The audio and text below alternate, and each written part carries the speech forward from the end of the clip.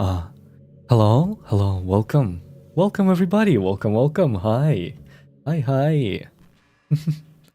Hello, Sinno. Hello, welcome. Hello, Akai. Hello, Sol. Welcome. Hello, Kai. Welcome. Thank you so much for stopping by Cookies too. Hello, Rina. Hello, Xavier. Welcome. Hello, Jade. Welcome. Hello, random person too. Thank you so much for stopping by. Welcome. Hello, Amber too. The vibes though. The vibes are there. The vibes are there. Are you ready, guys? Are you ready for the creepy stories today? Wow, I was actually so excited for this stream. I was actually so excited for this one. Oh my god. Okay. So how was your day, guys? How was your day? I have there's actually a surprising amount of creepy stories so far. There's so many of them. There's actually so many of them.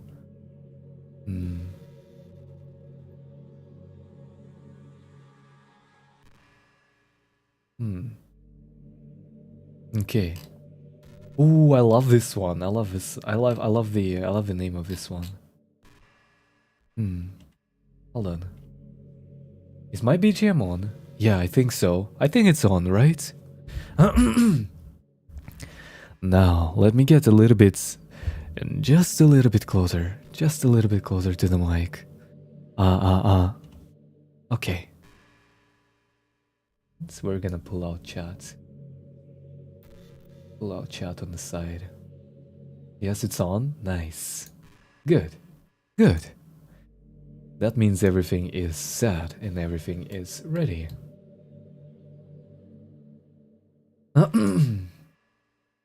Okay. My throat is a little bit it's a little bit annoying after the dinner, so I might want to clear my throat once in a while, but yeah, I will try to cut down on that as much as I can. Imagine if Kiri scares himself instead of us with this story.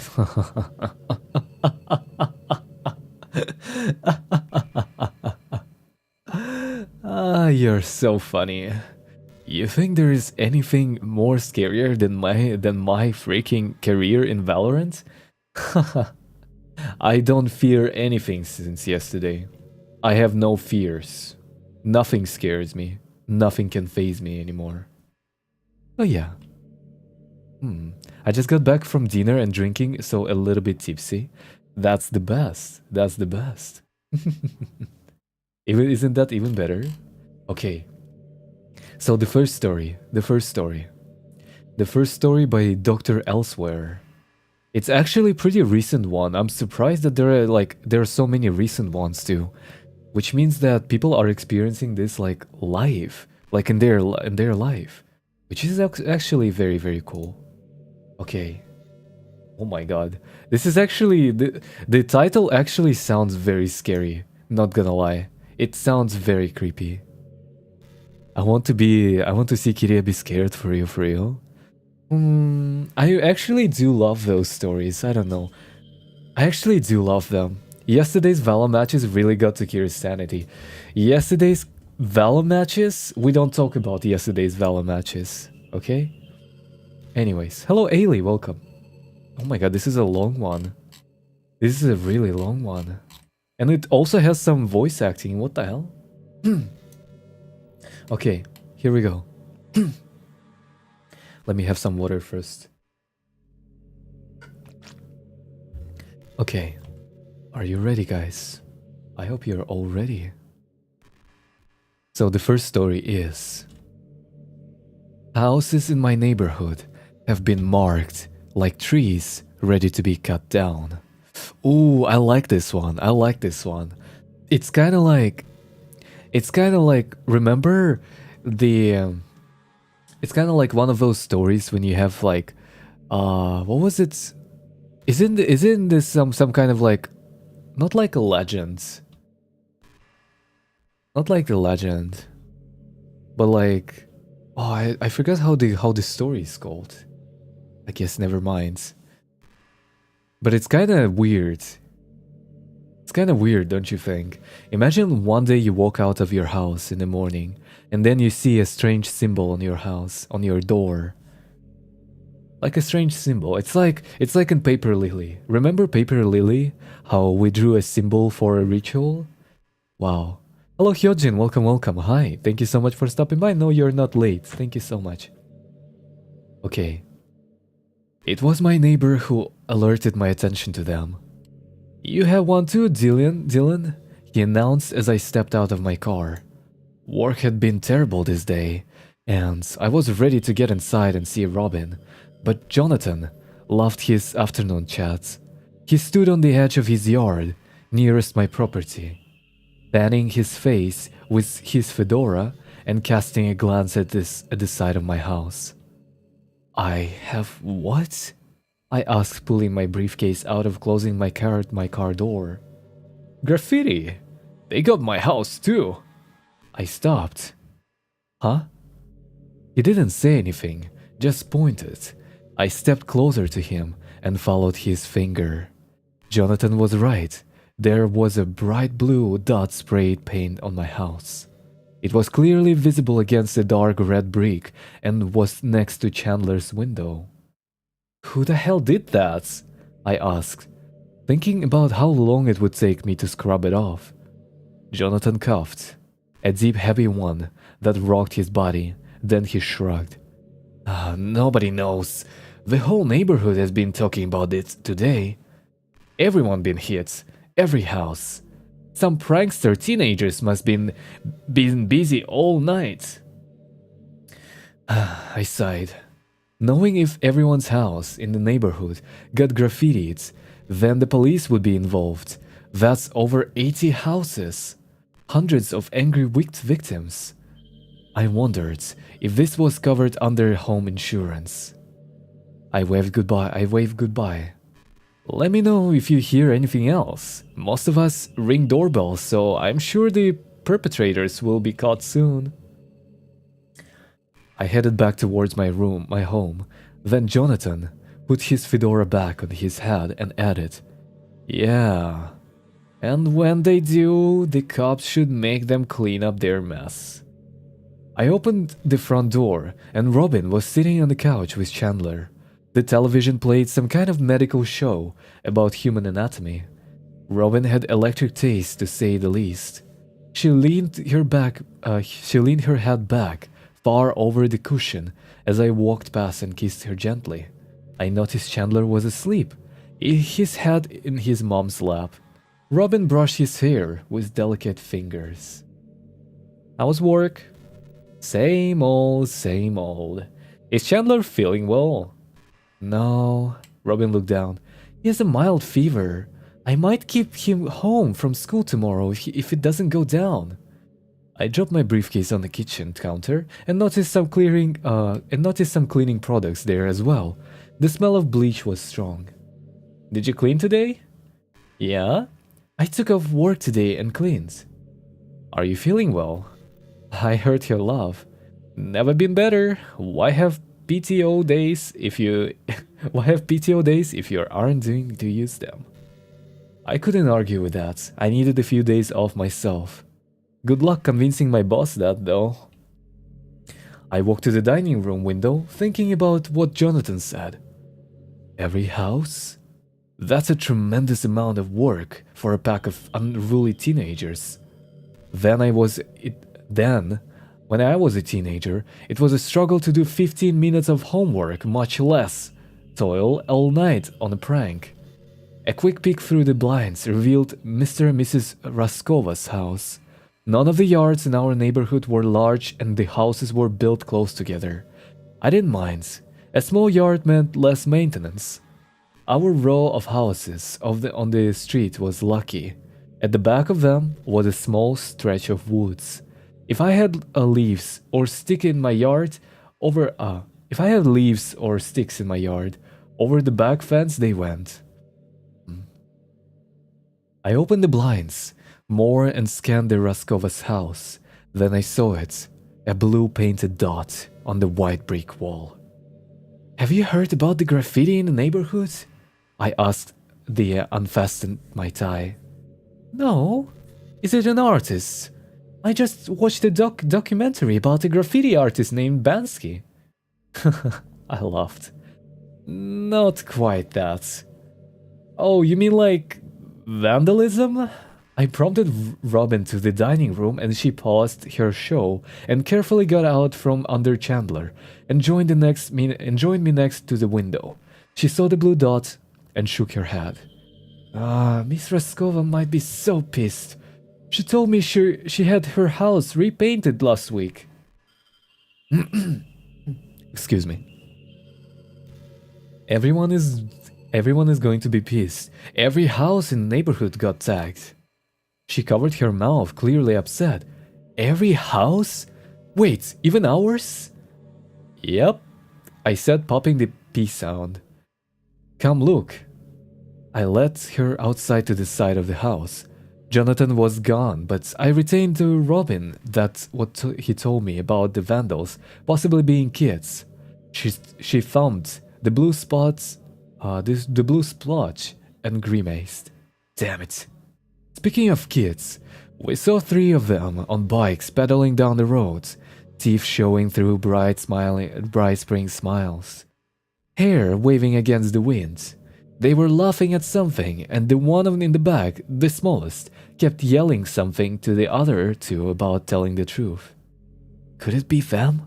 I asked, realizing my tie was loosely hanging down my chest. Nah, they're too young. They're 9 at most.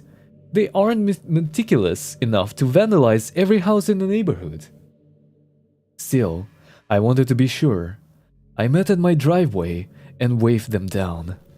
They stopped in front of me, in a line like a pack of baby-faced bikers, a combination of mischievousness and curiosity on each of their faces. Do you all know who sprayed painted all the house? I asked him bluntly. The 2 bigger kids chuckled and looked back at the smaller one. He blushed and timidly nodded. Who? Yeah, tell him who. One of the bigger kids has said sarcastically, before the other added, unless you're freaking lying. The small kid's bottom lip just jutted out in defiance. I swear, I ain't lying, guys. I saw them last night. I woke up at 2 in the morning to go pee, and I saw it out of my window. A great witness. Great, a witness. The unruly teenage culprits will definitely get what's coming to them. Who did you see? The kid blinked hard. It was a scientist.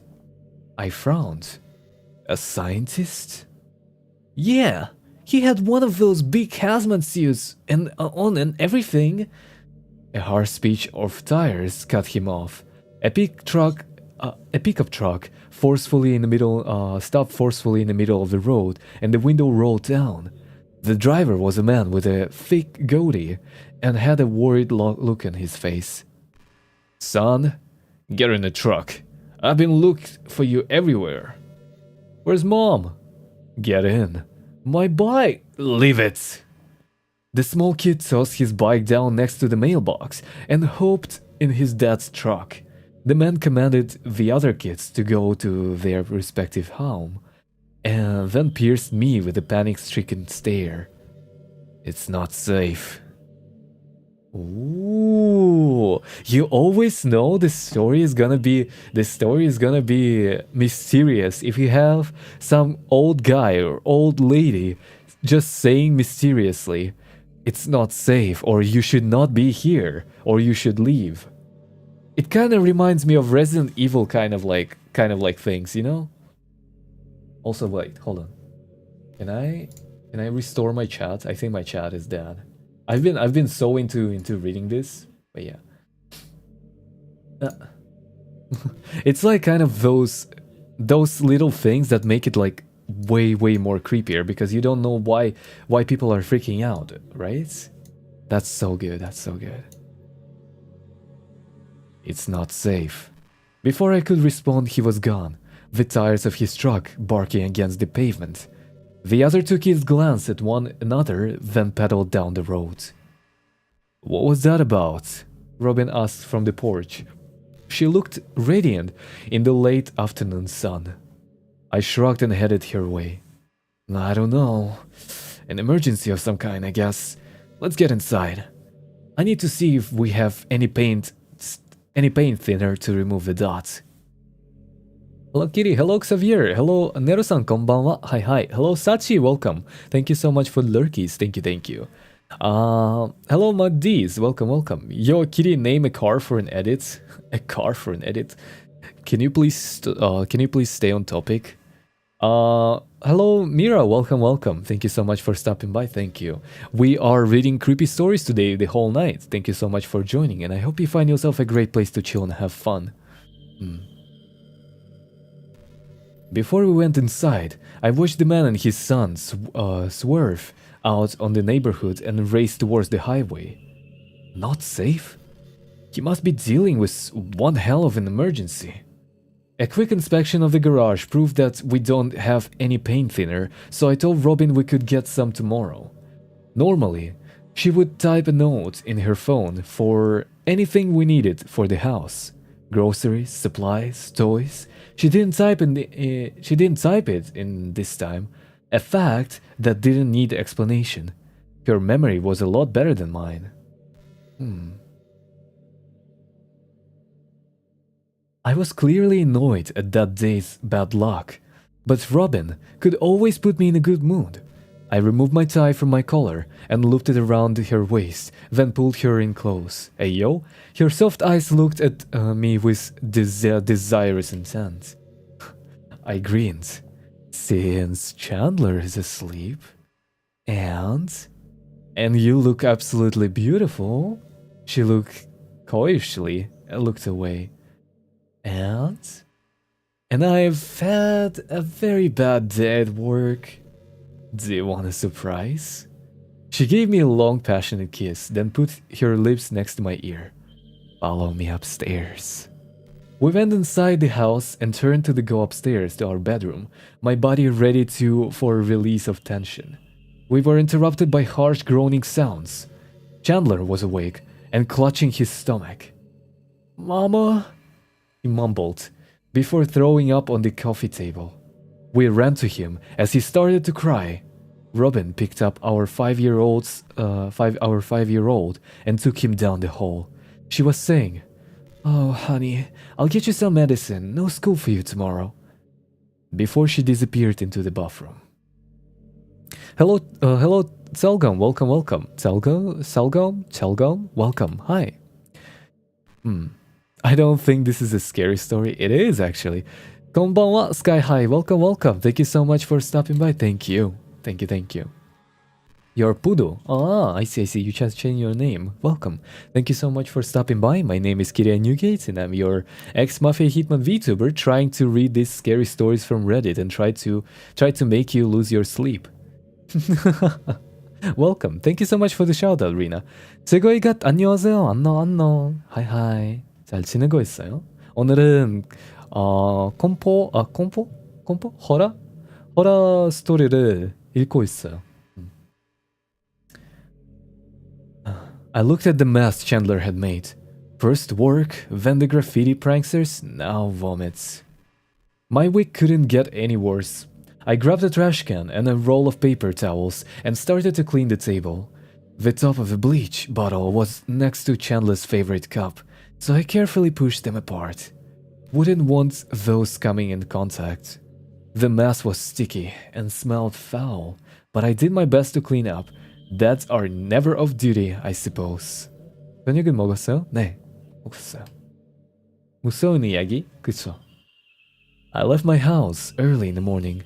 I was eager to deal with the chaos at work. A project had been screwed up by some contractors, and we had to find a solution, fast. My mind cycled through possible ideas to solve our troubles, but when I tried to exit my neighborhood, I realized my troubles were just getting started. A blockade of Humvees stood at the entrance to our subdivision and impeded to anyone from accessing the road that led to the highway. There was a line of cars waiting to leave, angry commuters who were late to work. At first, I thought there was a car wreck, but I realized this wasn't the police. This was the National Guard. I counted 9 Humvees, before a soldier donning a combat uniform approached my car. A large automatic rifle was slung over him, his hands resting on the stock. "The road is closed, sir. Please go back to your home." My words came out forced. Is this about the graffiti? "Turn around. I have work." He shook his head authoritatively. This was not an argument. "Go back to your house. The road is dangerous. No one is leaving this neighborhood." I had a strong sense he was lying. I could see half a mile in either direction and the road looked perfectly fine. "I have got to work. Return to your home, sir. Or do you want to be arrested?" "Arrested for what?" "This is a national emergency incident. Return to your home immediately." The soldier walked away and approached the car that had arrived behind me. National emergency incident? What the hell did they mean? I looked down the road again and saw another convoy of military vehicles cruising towards us. Perhaps the road was dangerous. Maybe there had been a chemical spill or something. Despite my hunch that the soldier was lying, I made a 3-point turn and got out of the exit line and turned back into my subdivision. My boss was going to be pissed, but at least I could call in and explain. Zoom meetings are better than nothing. I sat in the driveway and called my office. It didn't ring once. Strange. I inspected my phone and no service was written at the top. Shit. My level of anger was high when I went through my front door. My present alarmed Robin, and she came from Chandler's room in panic. When she saw me, she laughed. "Did you forget something?" I stood beside our Wi-Fi router and opened my laptop. Since my cell phone wasn't working, I had to go with my plan B. "No, there is some kind of emergency on the outlet of the road." She touched her chin. "What kind of emergency?" "I don't know. They're making everyone in our neighborhood return home." I quickly typed an email and sent it to my boss. An error bounce back message came instantly. My email refused to go through. "Can you let me see your cell phone? I have to call the office and let them... It's not working." "What?" My heart began to sink. Something wasn't right there. "It stopped working this morning. When I got up, I checked the news app, but it didn't load. We must need an update or something, I guess." "An update? An update has nothing to do with it," I said as I made my way to the front door. I peeked out of the side light window and saw a Humvee slowly idling down the street. A soldier stood at the turret gun, his eyes oscillating behind Holmes. I pressed my back against the door and slid down the floor. "Babe, I think something is happening." She joined me, her face oddly calm. "What are you talking about, Dylan?" I was shaking now. "I don't know. The man yesterday, the one who drove away with his son, told me it's not safe. I think he was warning us." "What's not safe?" I stared off down the hallway toward my son's room. "I'm not sure. Our phones don't work, our internet doesn't work. I'm going to talk with Jonathan and see if he knows what's going on. Check on Chandler and I'll come back in a few minutes." We separated. Oh no. Okay, this is like the worst thing you can do is to separate, okay? This is like the worst thing you can do in the most like unknown, scary and dangerous situation. Separate. Wow.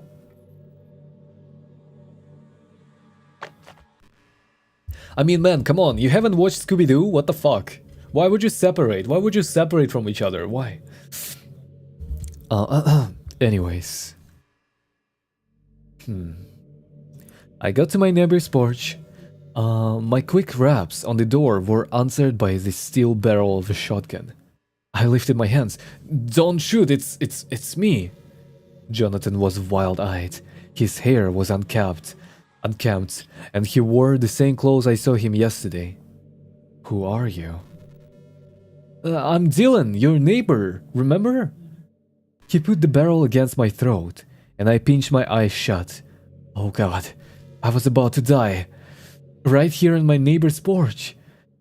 Memories flooded back to me. My childhood and the fun I had with my siblings and friends. The first date I went with Robin, which led to a proposal a year later. Robin and I curled up in bed, my hand resting on her swallow stomach. Chandler's birth and the 5 wonderful years I've had with them. It all went by in a flash. In a flash. Then my collar was tugged, and I collapsed inside Jonathan's house. He slammed the door shut, and I heard him lock the deadbolt. My eyes snapped open to find him offering me his hand. Come here. I want to show you something. Oh, wait. The neighbor is actually with it. The neighbor is actually like... he knows something. Hello, Irianti. Welcome. Thank you so much for stopping by. Welcome. Hi. I hope you find yourself a great place to chill and have fun. Welcome. Wait, our member is into it. He's actually a part of it. Hello, Lily. Welcome too. Hey, sub. Thank you for the sub. Thank you. We were in his house. oh my god, is this chapter 2? This is chapter 2. Holy shit. Okay.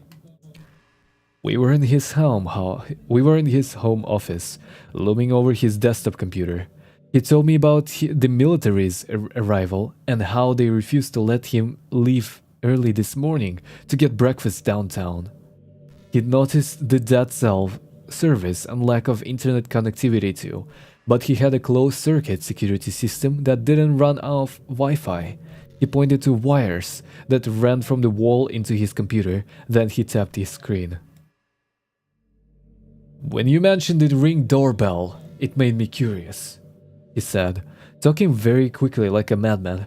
Oh, like a madman, okay. I checked my footage from the night before the spray-painted dots showed up. Look what I found. He played a clip from a camera angled from his house towards his front yard. It was a night vision and showed our street, the houses across it, and the roofs of the houses beyond that. The clip was over in 10 seconds. He snapped his fingers. Did you see it? Did you see it? I shook my head, thinking I needed to leave as soon as possible. This guy had lost his common sense. He replayed the clip. This is from about 10 o'clock that night. Look closer. Then I saw it. A brief flash of dim light traveled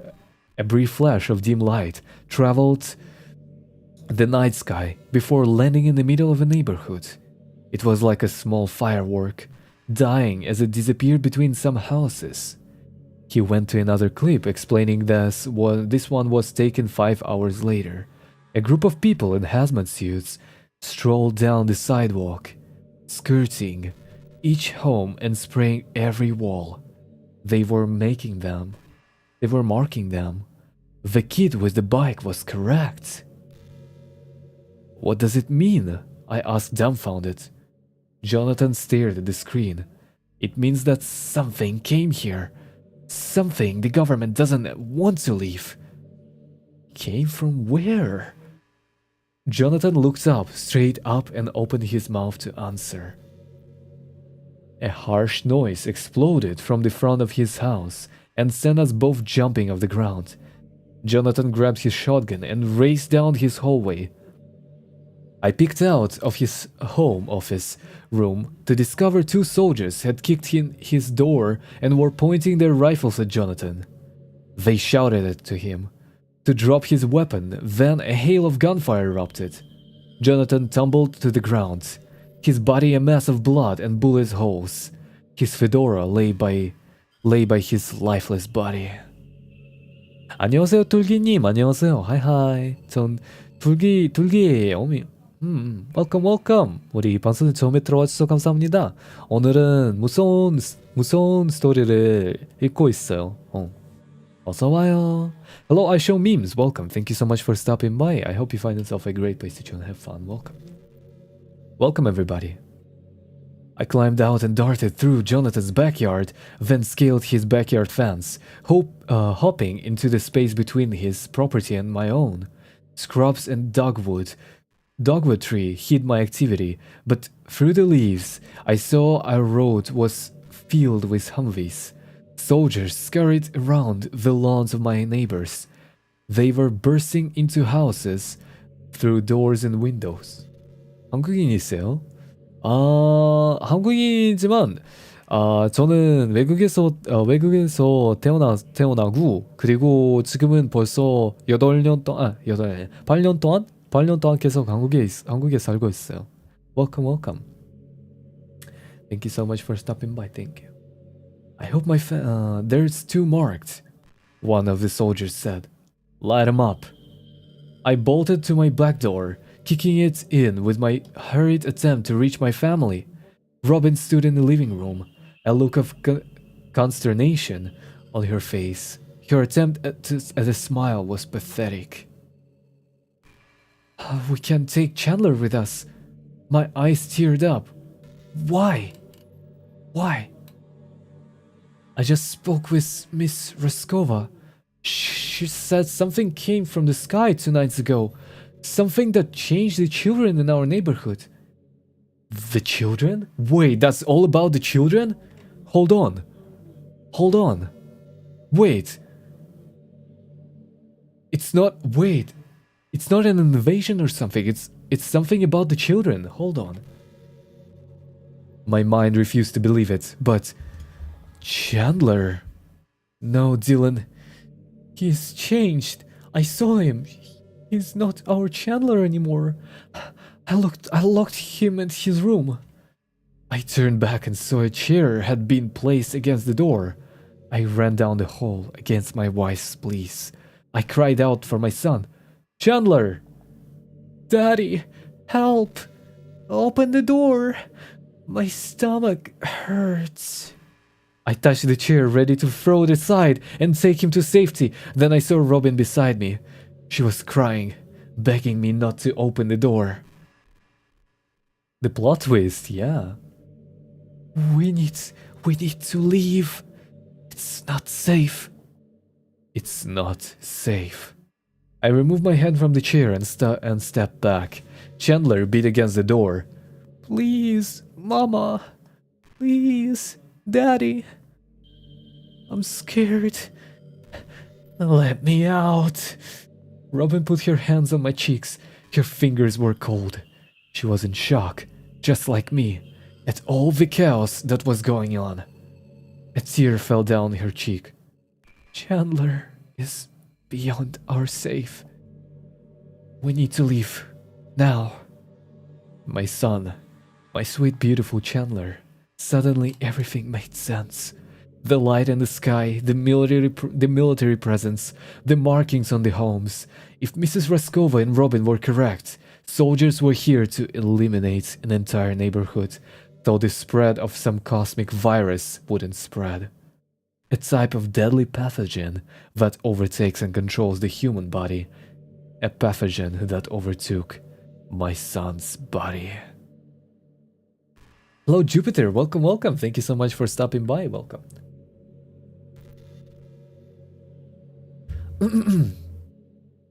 I took another step back and began to weep. Robin patted on me on my back. Our son is gone, Dylan, but we can make it out. The mother is kind of like giving up on the child too quickly, no?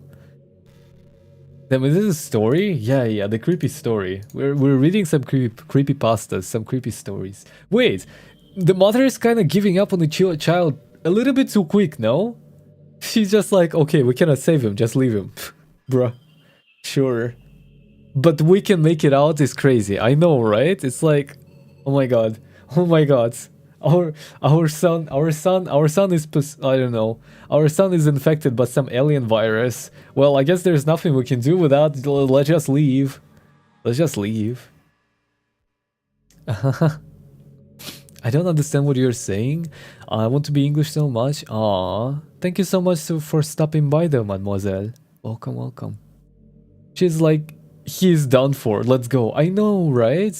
I mean, he's already turned into whatever, but he's pleading for help though, and like the parents are just like giving up on him. They're like, okay, we never actually wanted you. You were a mistake, bro. Also, this whole story kind of reminds me of Parasite. Do you remember Parasites? Like the anime? Like the anime Parasites? Oh my god, it's kind of remind me of that, no? That's kind of cool. That's kind of cool.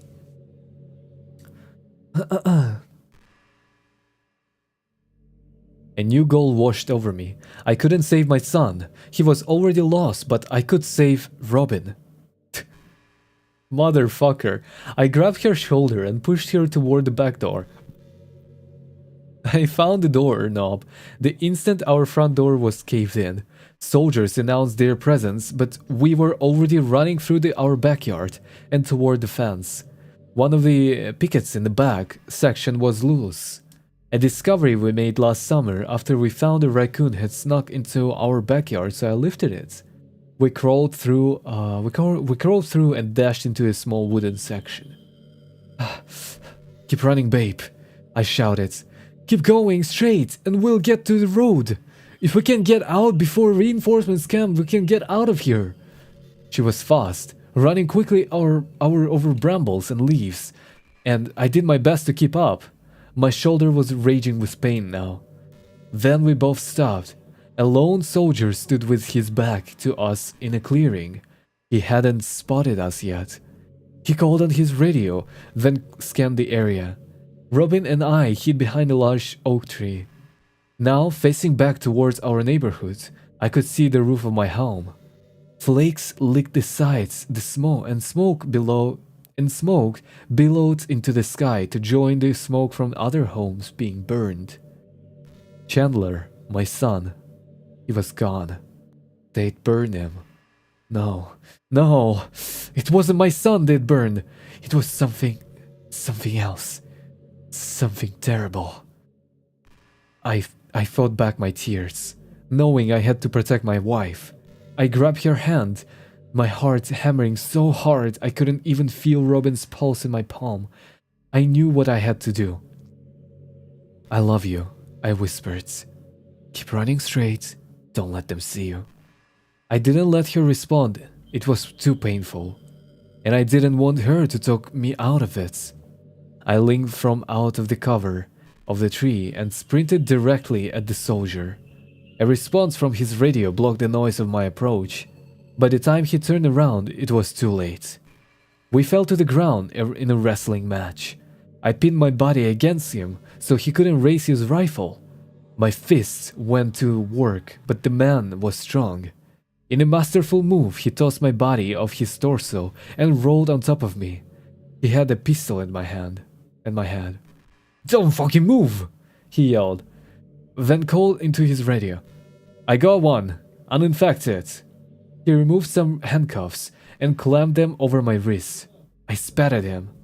Of course I'm not infected, you idiots! I shouted. I'm not a child! The soldier wiped the blood off his busted lip and regarded me quizzically. Child? Whatever landed here doesn't infect children. It only infects women.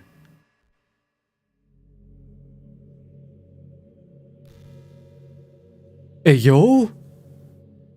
Hey yo? I told you that the mother gave up on the child too quickly. That was too sus, man. No. Listen, that was just too sus. That was just too sus, okay? The mademoiselle. It's so well said, really? Son feu brûlé. I don't speak French, I'm sorry. I don't speak French. But welcome. Bro, it was the mother all along. Holy shit, the plot twist. Hold on. Wait. Women? I craned my neck to see where Robin was. She was no longer behind the tree. Were you with anyone else? The soldier asked. A daughter? A sister? Or maybe a wife? A deep darkness swelled around me and grabbed at my mind. What had I done? What had I let my wife to do to our son? I left Chandler there. to burn. I looked around again for any sign of Robin.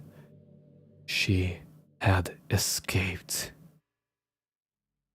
Wow! Wait, this is actually so good, no? Wait, this is actually so good. I'm not gonna lie, this story is actually very good. Yeah, that was kind of sick, no? Also, welcome, Sick, welcome. Thank you so much for stopping by, thank you. Hola, ¿cómo estás? We're doing fine, how about you? And kinda spooky, yeah. It was kind of like, not like spooky, but it was more of a like suspense, you know? It was just like suspense. Something was not right, something was off. What's the name of this story? The name is just...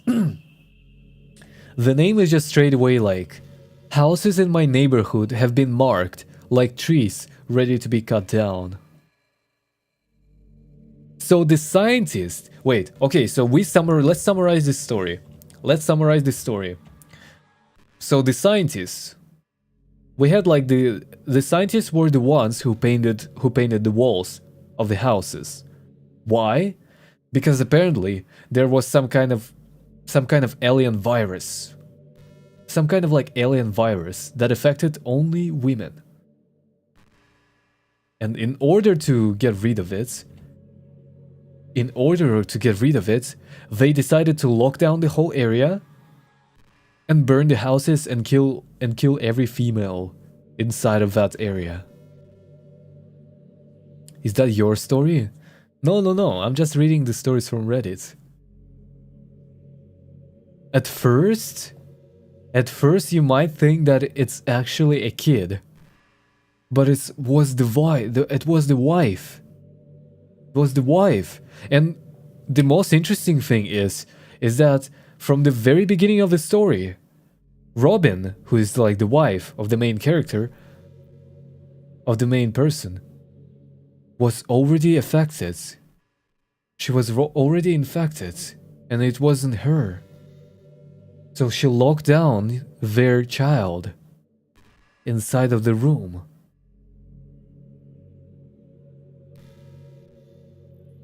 Make the person believe that this virus thingy only affects children, so he would trust her. Oh my god. Like the amount of plot twists, I love it. I love it. I love it. I love it so much. Okay. Let's read the next one. Let's find the next one. Oh, how about this one? This one is called I Escaped the Doomsday Cult. I'm gonna be saving like the topics of the story and showing it on the screen. So people who are coming in, they would be at least like not lost and understand what kind of story we're talking about. This is the story from the thumbnail. This is the story from the thumbnail.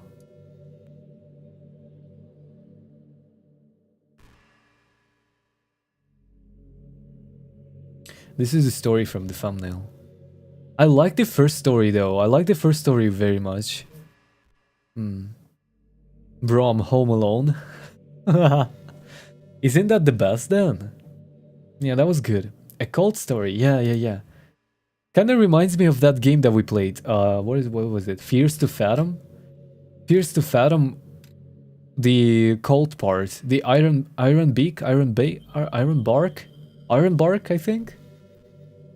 It was also very nice. Okay, let me just have my water real quick.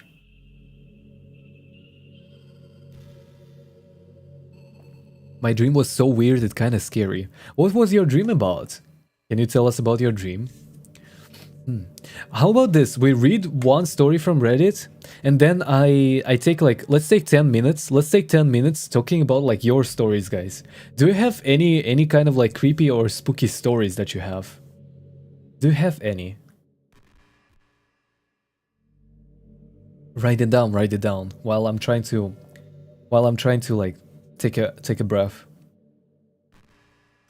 Is a frog has a hair and the other one is so big. The frogs are terrifying. That's true.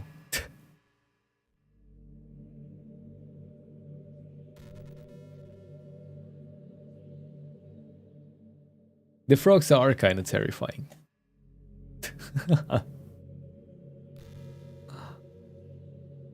But yeah. I hope I have enough of water for today.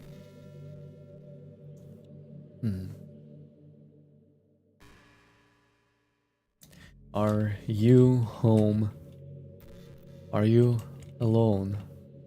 Are you home alone right now? Yes or no? I'm gonna start the poll. I'm just gonna start the poll.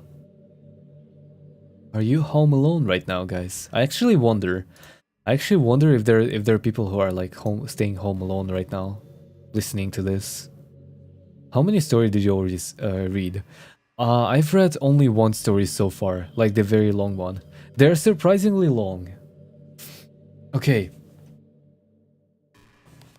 While you come down with your own stories, guys, we can start the next one. Hello, Bev. Welcome. Hi. Thank you so much for stopping by. Hello, Sia. Welcome, welcome. Hi. Are two-sentence horror? Two-sentence horror? What's two-sentence horror? I'm reading right now the stories from No Sleep.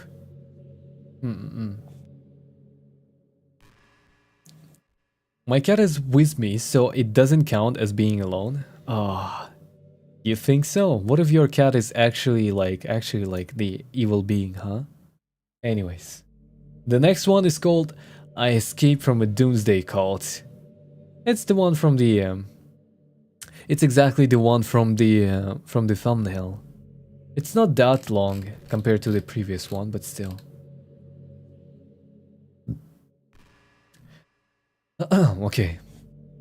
Like most of my friends growing up, I was born into the congregation of Eden.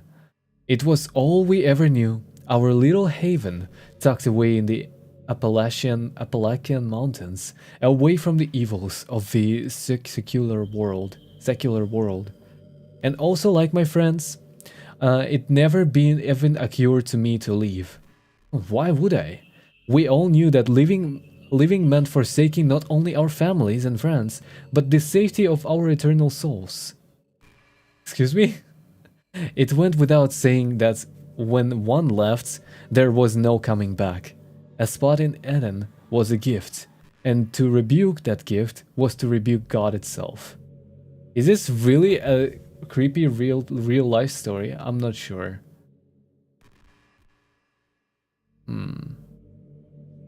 Yeah, I think it's not the creepy story. Let me check the other one. Has anyone else had problems with moving meat? Wow. What the hell? Oh! Oh! Oh my god, this is very long. Actually, moving meat is a thing. You can make meat move with like electrical signal. I want it to become my blind, I don't believe in ghosts, but that didn't save us. Oh. Why all of them are so damn long, guys? Kitty making me down my cat? Like a horror story only using 2 sentences, so suspense. I see, I see. My dog is with me, so I don't care, it counts. Kitty making me down my cat? On Reddit? Yeah. People on Reddit post a lot of stories, actually. Oh, what is this? Oh, I like this. Hold on. This one is pretty short though. But I think it begins very mysteriously. So we will do this. Hold on. Let me just change the name of the story.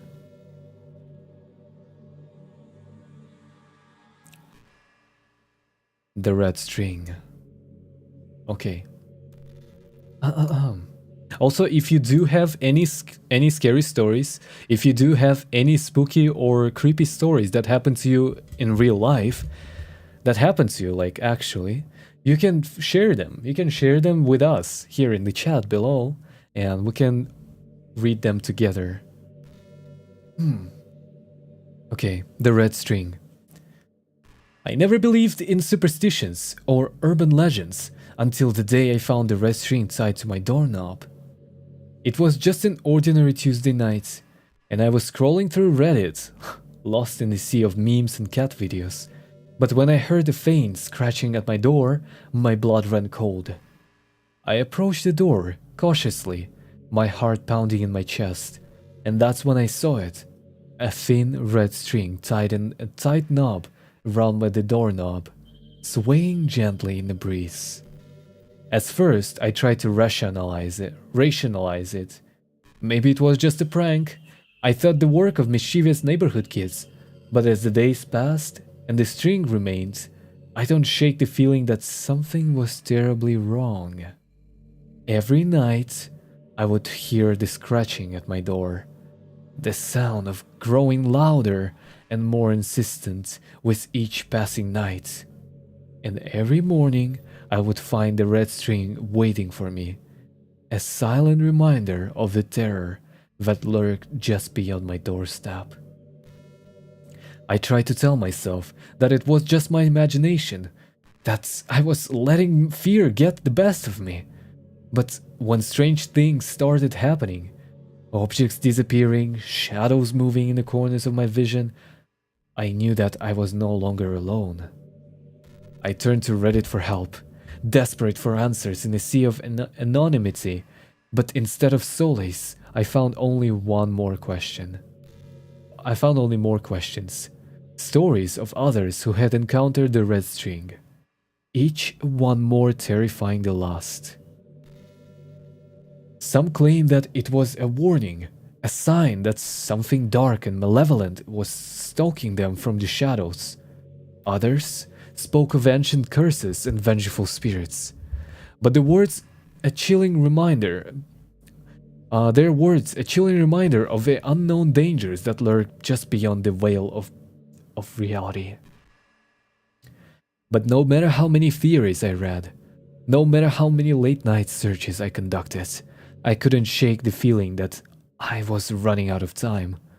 The scratching on my door grew louder, more frantic, with each passing night, until it felt as though the walls themselves were closing in around me. And then, one night, as I lay awake in my bed, paralyzed by fear, I heard it, the sound of my door creaking open, the hinges groaning in protest as something or someone stepped into my home. With trembling hands, I reached out for my phone, ready to call to help. But as I dialed 911, a cold voice whispered in my ear, sending shivers down my spine. "You can't escape. Not anymore. The red string has bound us together. For better or for worse."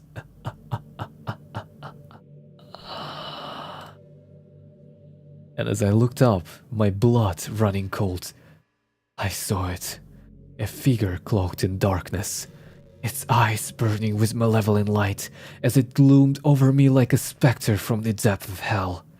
That was the last thing I remember before everything went black, consumed by the darkness that had been waiting for me all along.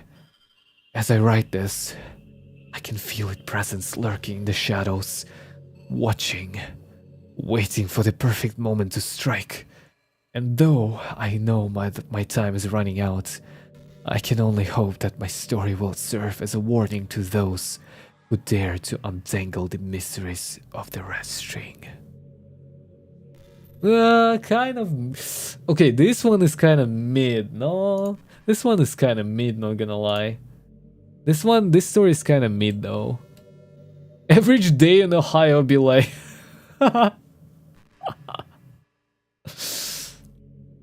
Bro.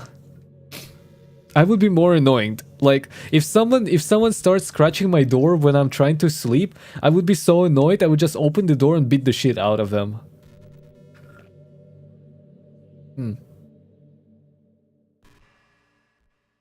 Tonbanwo was also welcome. Hi. We're doing creepy stories reading today. No, I would be more annoyed, to be honest. Like, what the hell? What the hell? Why are you like I don't know. Why are you scratching on my door? Are you like idiot or something? Why would you do that?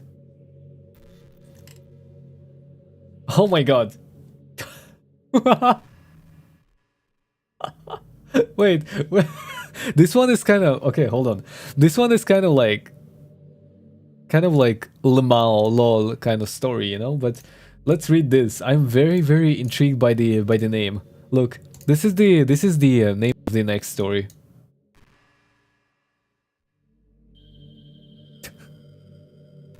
Fucking Reddit, I swear to fucking god.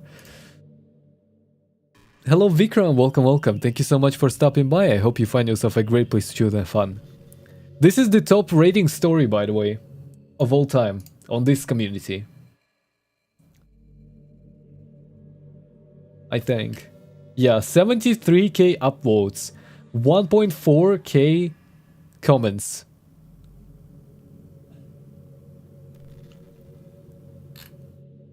Should we read this?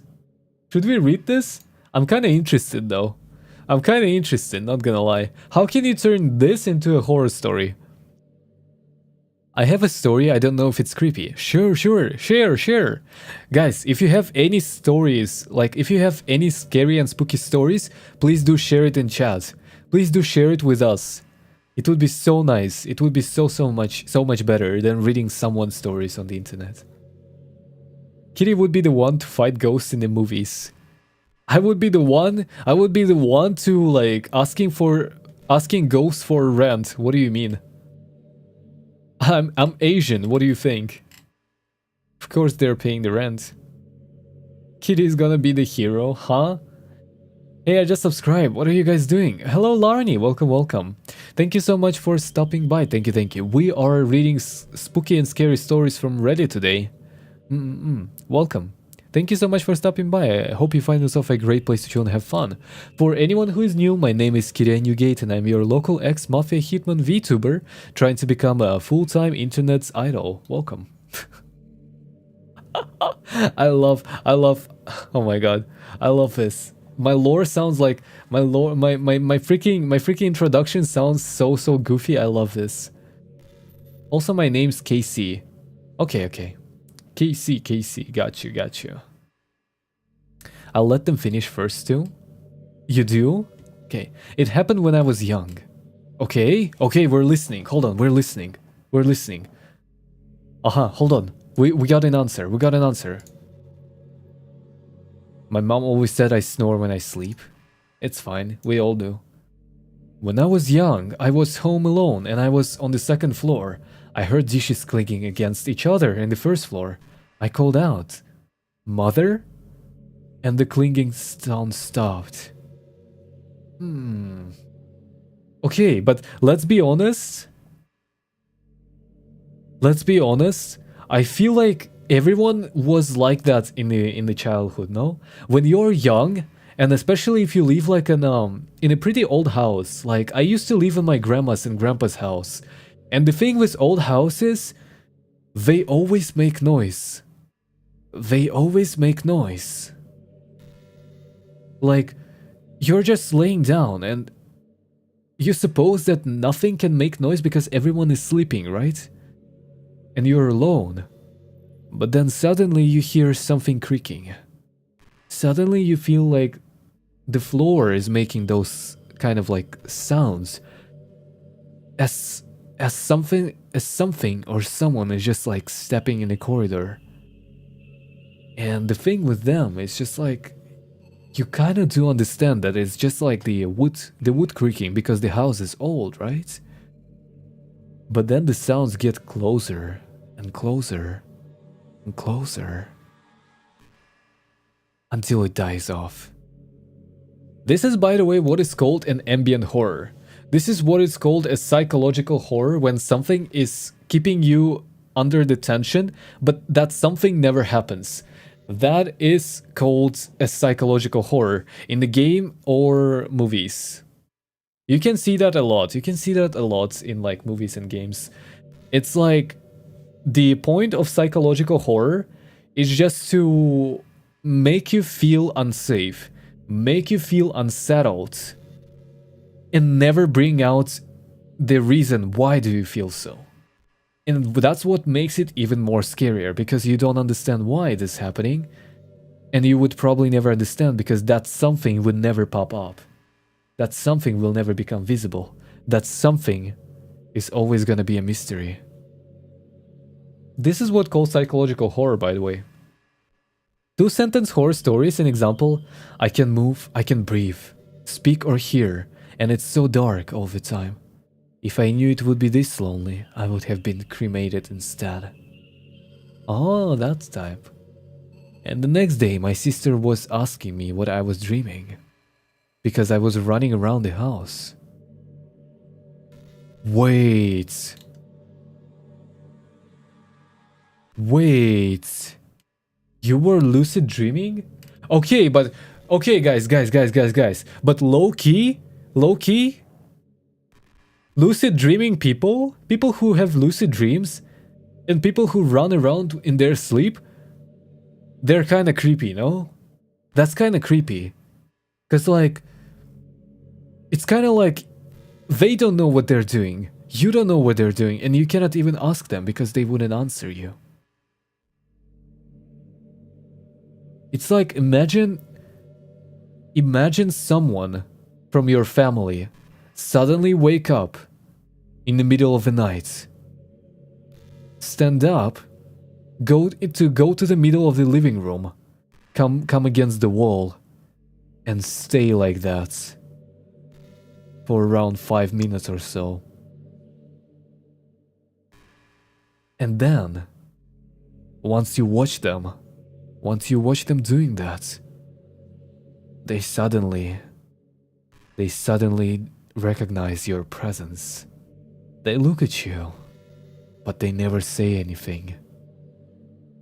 You ask them if something is wrong, but then they wake up.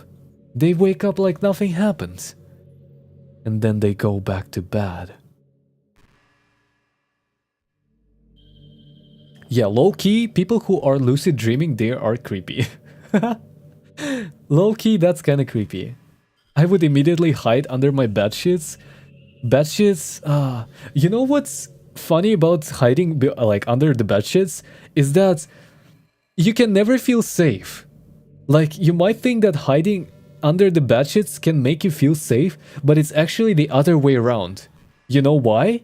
Because once you hide under your bedsheets, you cannot see anything. You cannot see a dim shit. You are completely blinded. And if something is approaching you,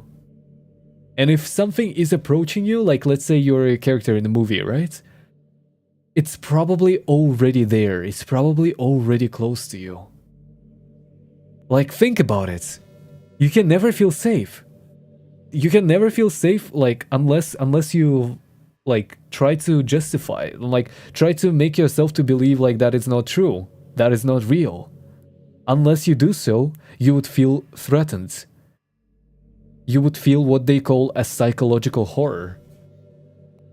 Should I tell my story now? Feel free. What's up, Cabana? What's up? Welcome. Thank you so much for stopping by. Not gonna lie, his face wanna makes me scream in anger, but I won't. Why? Why are you like that? I freak my future sometimes, it's weird. Hello Fabi, welcome, hi. Thank you so much for stopping by. Thank you for stopping by who is new. Welcome. I hope you find yourself a great place to chill and have fun. Today we are talking about spooky stories and also reading some of them from the Reddit and our chat. And apparently a few days later, my sister told me that I was running around the house again and opening doors. Then I slammed open her door. She said I has my eyes closed, but I was standing there.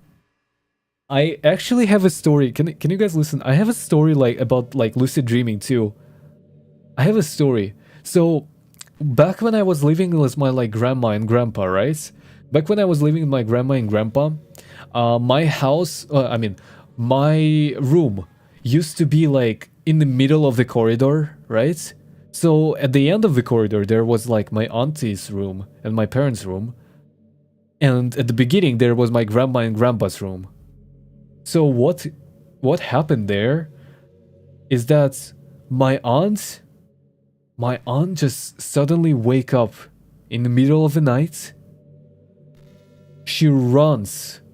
She like full W runs towards the main door through the corridor.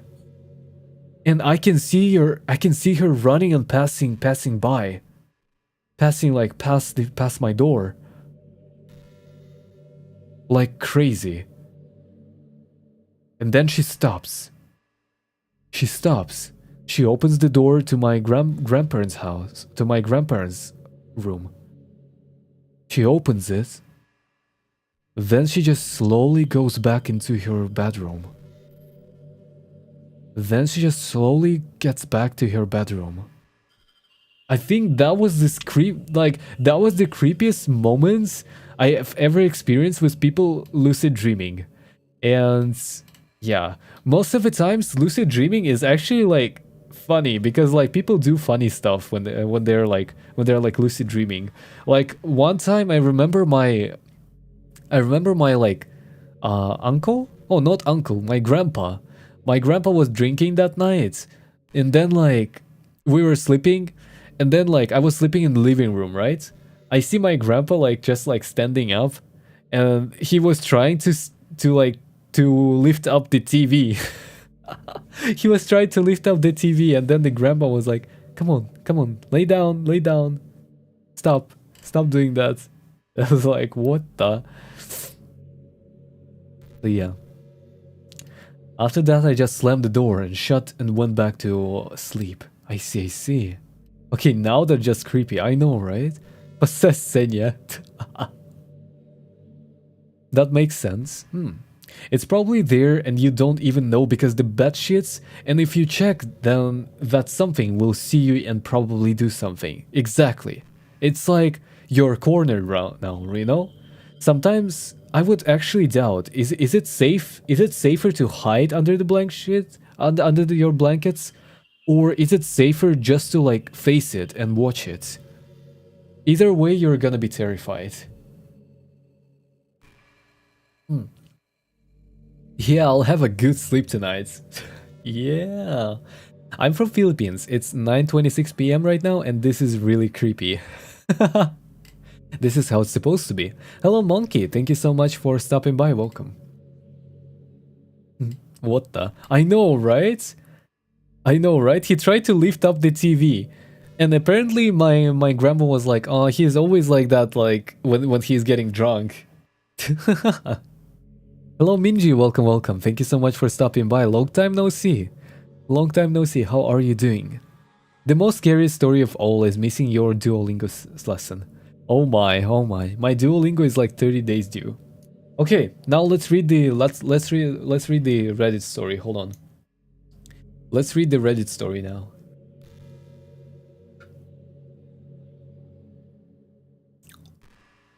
Just some water. Gotta have some water.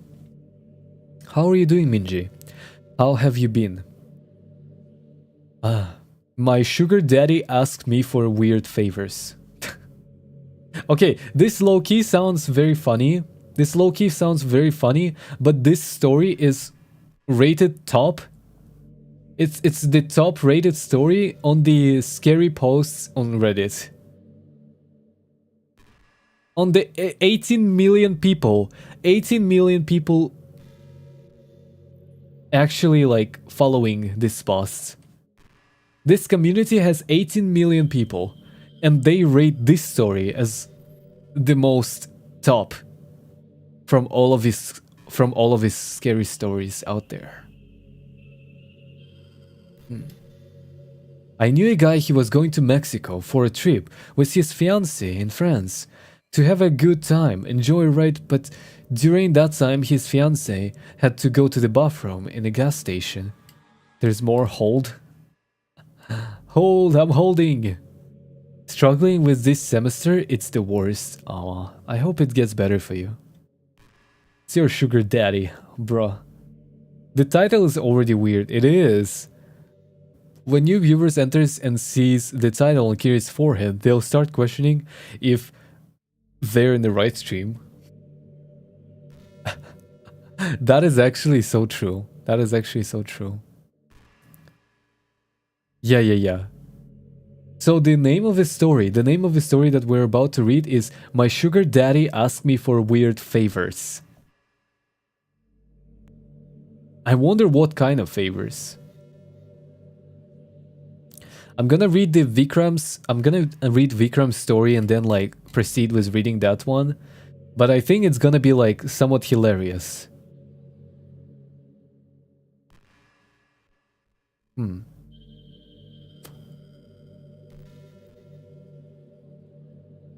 What are the rates, by the way? What are the rates, guys? What are the rates nowadays in order to become a sugar daddy? How much do you have to pay? I wonder. I wonder how much do you have to pay these days? His fiancée didn't return like after 20 minutes, so he went to check for her. She was nowhere to be seen, and they had to go before they have to go to the border. They were in the car and driving to it. Wait. Low-key disappearing somewhere like in an unknown gas station in Mexico sounds very real. Sounds very real and very scary, actually. Wait, are you reading short Reddit stories or long? They're pretty long. They're pretty long. I wonder if there are like shorter ones that we can talk about instead. Don't say the story my child is watching. Then make him leave. Make them leave. Also welcome, Annabelle. Then make them leave. No one is holding him there. I think I'll tell my story later. Sure, on the next break, And he saw his fiancée in another car, so he went to check on her, but she wasn't responding. He asked the police to open the car because there are people inside the carpet. They used no, she's just sleepy. Did she got drugged? I kind of feel like so. But like in 20 minutes, it's insane. Hello Karsiko, welcome. If we become your sugar daddy mommy, can we ask for weird favors? What the hell is this question? What is that supposed to mean? Hello Karsiko, welcome. I'm gonna do something, be right back. Sure. The police opened the car and found her slung body. She was dead there. Her no organs were gone. And she was stuffed with drugs. Apparently she was killed by the guys that was smuggling drugs. Wait, in 20 minutes? There's no way. In 20 minutes? That happened? Everything in 20 minutes? Bro. That's crazy. Please don't ban me, Kiriya. It's fine. Okay. I'll tell you in a minute. It was like she was missing for some... Ah, she was missing. I see. Okay, let's read the story. Looking... Oh my god. His Tinder profile said he was 45, but he looked to be in his early 30s at most. Looking for a sugar baby. $700 weekly. No sex. $700 weekly? Bruh. Is that enough? I don't think that's enough for like... I don't think that's enough for US, no? I think in the United States you would be kind of like done for if you have that pay. How much is this? For 4 weeks? For 4 weeks, so like a month, you could get like $2,800 a month. Which is like 28,000, 32,000, 32,600 a year? Bro, this is already a horror story. This is already a creepy story. Trying to survive for like 30 imagine you have like a credit, right? You have to pay your credits and like everything, and your annual is just like 38. Did I say 38? 32? 33? I don't remember. 32. 32.8 a year. Maybe us, yeah, they make like 12 bucks an hour. Maybe US, yeah. They make 12 bucks an hour. Really? Who's here is Asian, just curious. I think a lot of people are here. Hello Gagarin, welcome, welcome. Okay. It sounded too good to be true, but as a broke university... as a university... Okay, but low-key as a university student? That's a lot. I was willing to take my chances. I swiped right and Tinder let me know it was a match. His message came seconds later. Hey there, sweetheart. Smiley face. Ugh, I cringed at that word. I hated it, but $700 was $700, so I sucked it up and replied, Hey! His name was Jack, and he told me he owned a business, although he never specified what kind of business it was. We talked for a while before he asked me for my Venmo to send me the first payment. After a few minutes I got a notification. I just stared at the 700 for at least 20 minutes, expecting to wake up from a dream at any second, but it wasn't a dream. You still there? I clicked on the message. Yeah, sorry. If you don't mind me asking, what are you looking for in return? I stared at the chat until he replied. I'm just looking for you to do a few favors for me. Smiley face. That sounded like it was going to be sexual to me. Like what? For example, the first thing I need you to do is pick up a delivery for me. That sounded innocent enough, but I was never expecting there to be some kind of a twist. $700 to pick up a package? Come on, even I wasn't that naive. From the post office or something? No. I'll send you the address, but I'd rather not do this through Tinder. You got Kik? Kik? K-I-K? Or you can give me your number. Kik? What was that? 2011? I decided to give him my number instead, and he texted me the address immediately, followed by the address to his house, where I would have to drop off the package. Oh my god, Kik is so old. I've never used it. I've never used it. I've never used it before. I need one of those so I can afford Genshin characters, bruh. Being a delivery man for $700, that kinda sounds nice. What the fuck is Kik? I think it's something like a messenger or something. Like, you know, like the old messengers like ICQ or like Kakao Talk.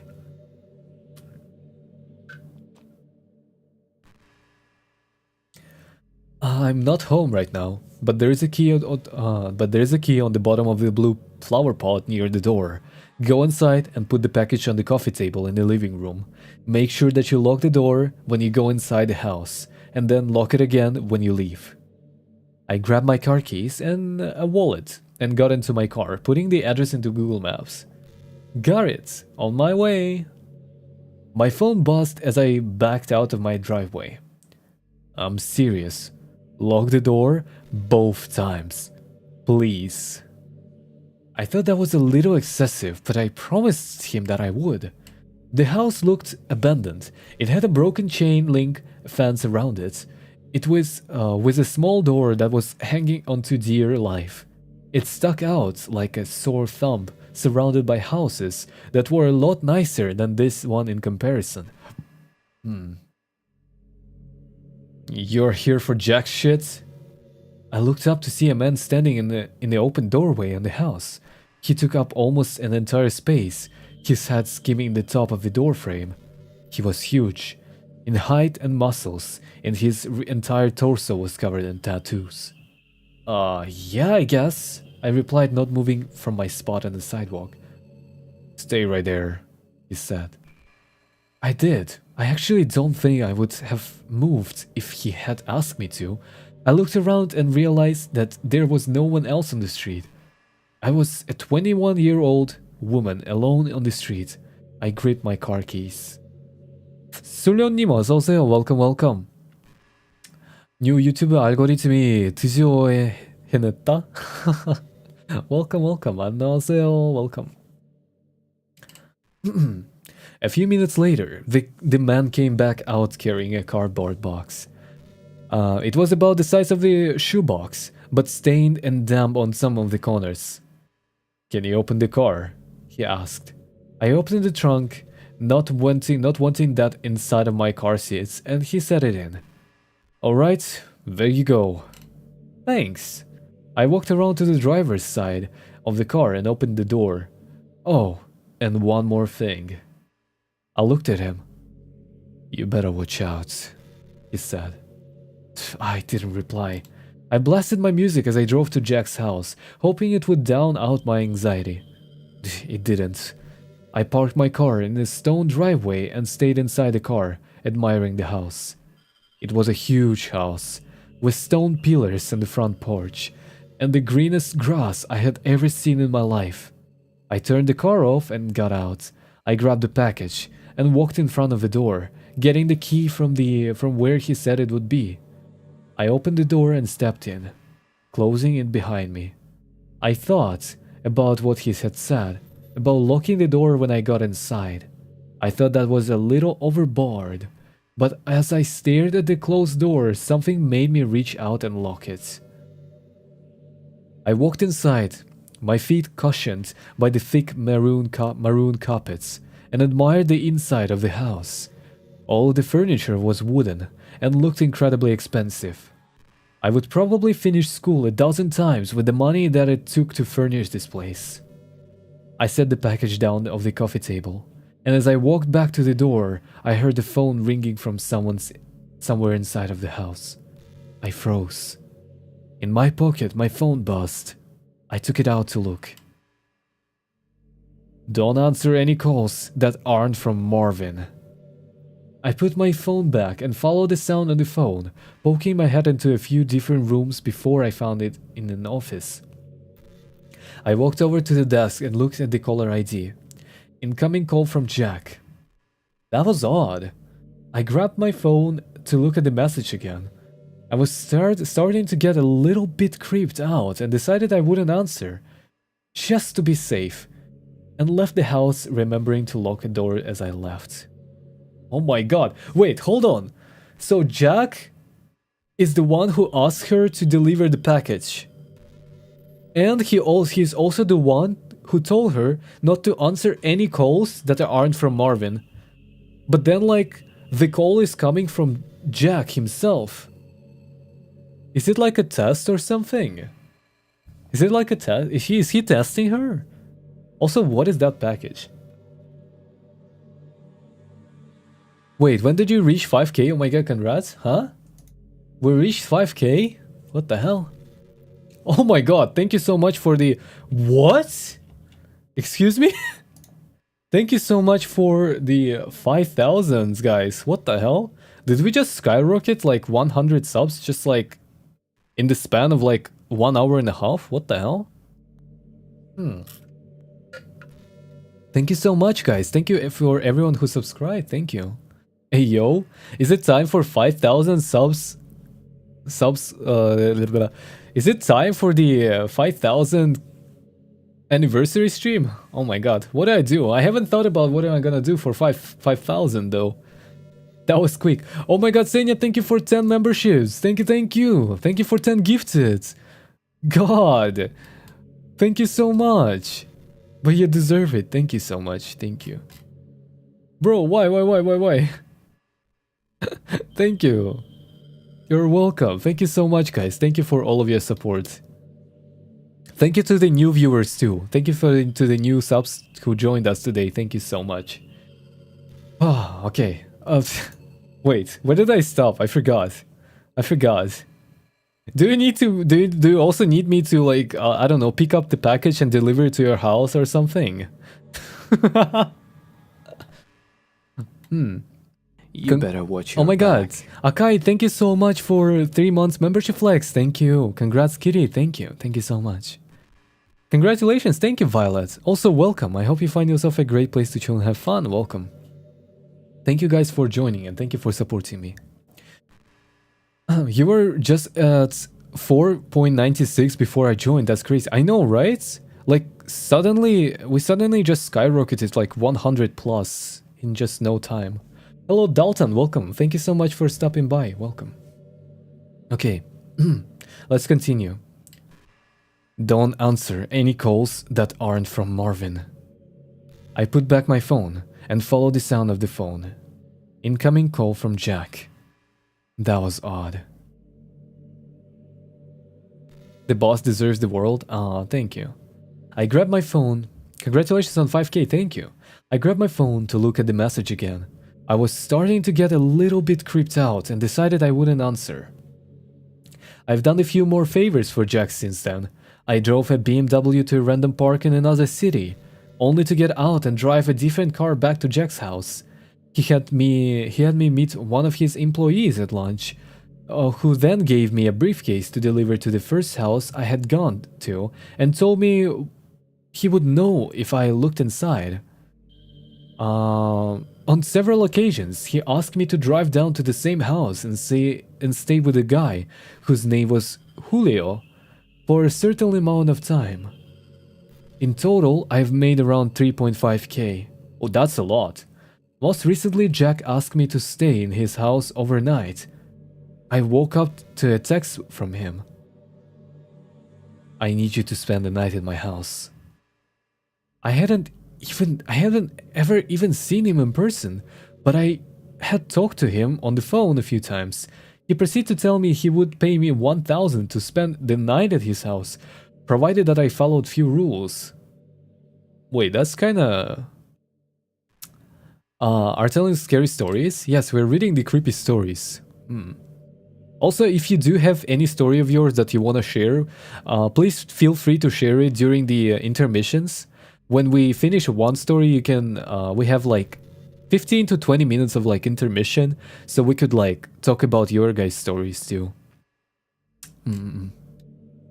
So please do share it with us if you do have one. I drove to his house that evening.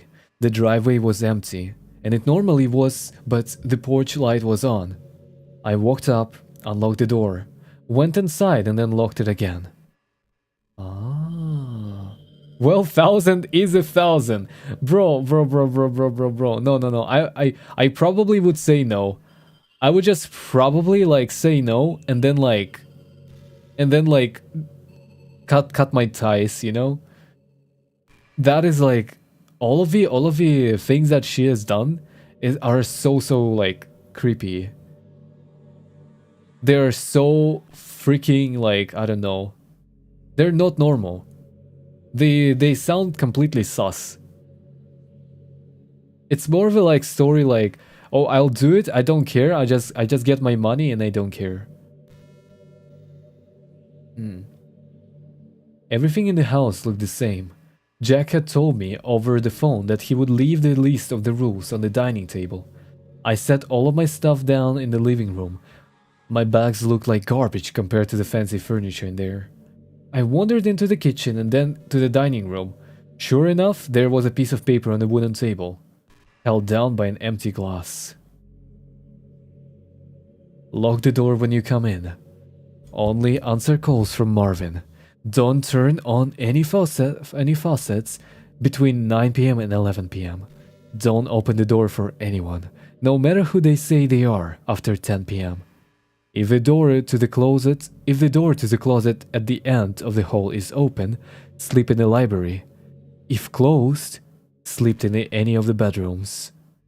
The gardener comes at midnight. If he starts knocking on the windows, hide. Turn the TV on and let it play on static through the night. Do not forget this. Help yourself to anything in the fridge. Smiley face. I'll pay you in the morning. Good night. 안녕하세요. 전 한국인입니다. Welcome, welcome. 히틀런님 어서 오세요. Welcome. I made sure to follow all the rules. To be honest, I was regretting my decision. But seeing as I was already here and I was getting paid, I decided to stay anyway. I figured as long as I followed the rules, I'd be perfectly fine. Still, it felt a little odd. What was this? A haunted house? Nevertheless, I lounged around the house for a few hours as I was planning on going to sleep around 9, since that's the time that all the weird shit would begin to happen. At 8:50, I brushed my teeth, using the faucet for the last time, before 9. I checked the closet in the hallway, and upon seeing that it was open, I moved my stuff into the library and got ready to sleep on the couch. I locked the doors just in case, and laid on the couch, scrolling through my phone. I hadn't gotten any more messages from Jack, and I started to think up scenarios and any reasons as to why he had such strict, peculiar sets of rules in the house. I had dozed off at some point because at exactly 10:16 p.m., I was woken up by the doorbell ring. I was about to get up to check, but then I remembered the rule. Don't open the door for anyone, no matter who they say they are, after 10 p.m. I stayed on the couch trying not to move, paranoid that they would hear even the slightest sound. It's the police! Open up! I didn't move.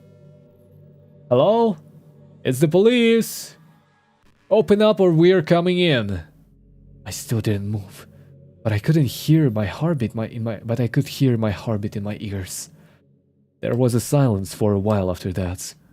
Then the doorbell rang again. Hey! It's Jack! Now let me in! It sounded like Jack, but still, I didn't get up. He would have a key, wouldn't he? Why would he need me to let him in? This continued for almost an hour. Different people would ring the doorbell, announce themselves, and then disappear without a sound. I was finally able to sleep, and the gardener never came. When I woke up next morning, I heard someone in the kitchen. I got up slowly and unlocked the door as quietly as possible, taking my phone with me and walking across the living room and into the kitchen. I stopped at the entrance and peered in. It was Jack. He was standing in front of the stove, stirring something, as the coffee machine brewed coffee on the counter behind him. Hey, good morning, he said, and he saw me. Hi, I replied. I hadn't seen him in person before, but he looked exactly like his picture online. Scrambled eggs? He asked, motioning to the pan with a wooden spoon. Yeah, thanks, I replied, walking over to take the plate for him. I ate my breakfast and drank some coffee in silence. So, how was it? It was okay, nothing super freaky happened, I replied. Cool, he replied. There was an awkwardness in the room. I think I'm gonna go now, I have a class, I trailed off. I didn't, but I really wanted to get out of there. Oh no, yeah, sure. I'll talk to you some other time, right? He replied. I grabbed my stuff and he walked me to my car. I could see him standing in the driveway, staring at me as I left. When I got home, I unpacked all of my stuff and noticed that I still had the list with me. I sat on my bed and read it again. I felt my body tense up as I realized that I had forgotten something. Turn the TV and let it play on a static through the night. Do not forget this. Turn the TV on. Let it play the static through the night. Do not. I repeat, do not forget this. I stared at the words of the page until they lost meaning. Beside me, my phone buzzed, snapping me back to reality. It was the $1,000 payment. I looked at my phone and then back at the list. Maybe it wasn't an important step? As I was thinking this over, a text came from Jack. I'm not in town right now, but I should be back in the next week. So you're free from running any more runs for me until then. Just send the payment and go do something fun. I stared at the message and read it again, and again, and once more for a good measure. I'm not in town right now. I thought back to this morning and how Jack was in his house. How he gave me a breakfast. Wait! I'm not in town right now. Within minutes, a new text came, in this time from the number that I didn't recognize. Did you forget something? The text was followed by a picture of Jack, or whoever this version of Jack was, standing in front of the TV. I didn't respond. The next came another picture. This was one of the outside of my house. It was followed by the next. Watch out. Oh, so Jack was not actually Jack. Wait. So the Jack in the kitchen was not actually Jack, and Jack at the door was not actually Jack. But why the TV though? Can we elaborate a little bit and like talk about it? Like we have some time to talk about it now. What is this strange rules? Like I can relate to like packages. I can not relate. I can understand like packages, right? And like all of those weird stuff as something illegal. Like something illegal. Like imagine if you're just getting like hired to do something illegal without you knowing it. I can imagine that, like delivering the package, driving the car, some random car to the park, and like something like that, or meeting someone. But the whole last part about staying at home and following the rules kind of doesn't make any sense. No? Also, welcome Barita, welcome. Hi, thank you so much for stopping by, thank you. Maybe the static frequency kept the skinwalker away? Oh. Maybe actually, yeah. But like, how could it like keep him away? He would think that there's like more than one person? Or like, he would think that they're not sleeping? So he wouldn't sneak into the house? Also, goddamn, skinwalkers.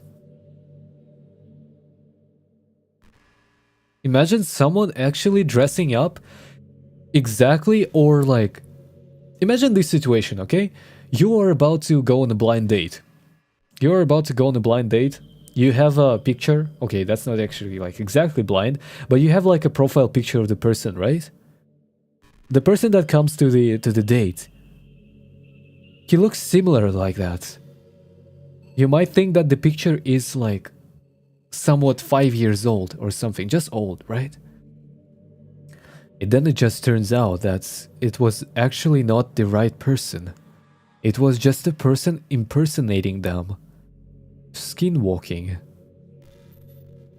And the next time after the date, you get a message from the actual person that they couldn't make it and that they apologize for not being there.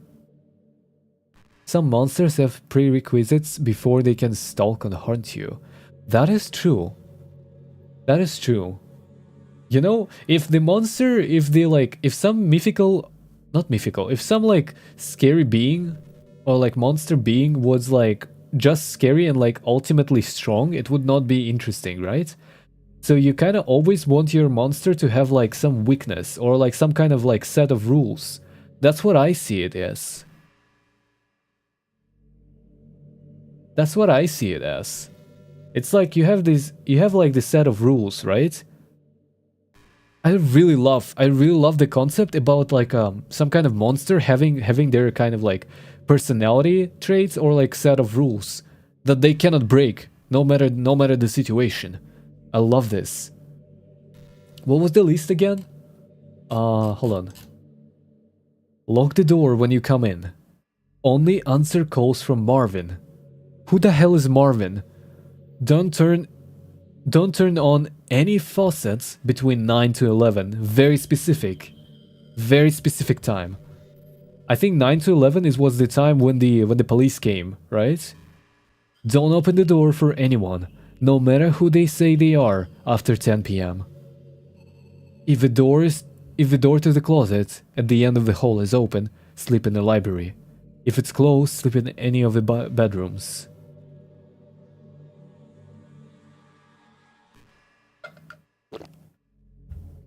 This one sounds like some person wrote it. Some person wrote it. Like, if the closet is open, something that was in the closet is out at that time. You have to be in the library, because it's gonna visit every single bedroom. What if Jack, like the real Jack, was living there at that house, following those rules for his whole life? Hi, I'm using my other phone now. Hello, Cassandra, welcome. Welcome, Casey. Oh, that's why Casey, because Cassandra Cristina. I see. Cassandra Cristina de Vera, that's why Casey. Too many rules. There are not too many. Actually, that is like way less. The gardener comes at midnight. If he starts knocking on the windows, hide. Why would you hide from the gardener?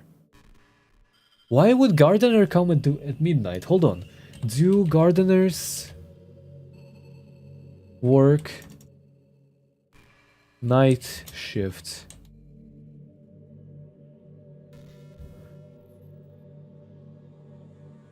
Overnight garden recovery. I just recently got offered 19 an hour to work overnight garden recovery. Should I do it? It's only for the summer. It's a lot of hard work, cleaning, driving machines, lifting bags, pavers, etc. Ah. So they do work at midnight. They do work at night. That's crazy. I didn't know about that.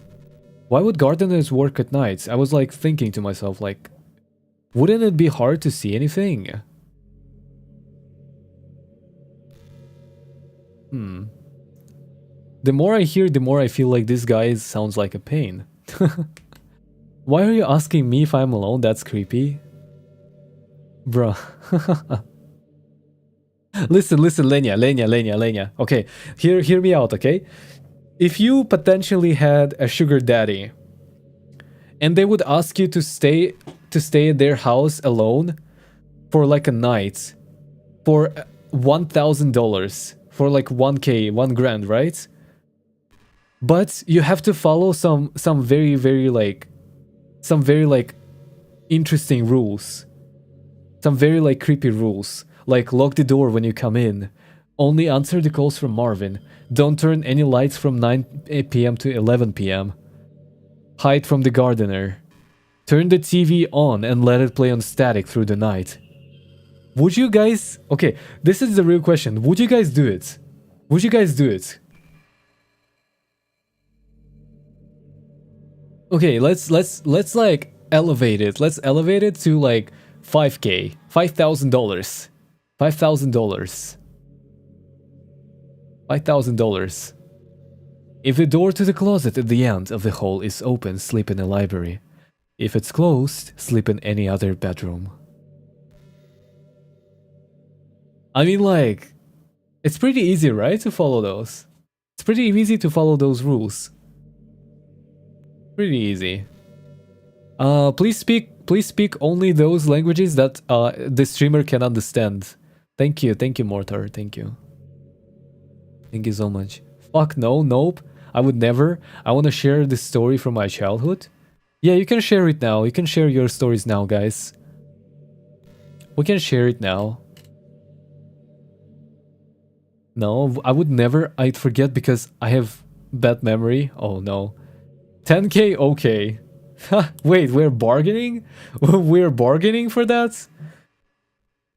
At 500... Bro, no. At 500k, I wouldn't tell you. I would do that myself. Low key, I wouldn't have told you. I would do that myself. I don't know, I would shit my pants if I heard a noise anyways. Ah. Give me 10k a day and I'll do it.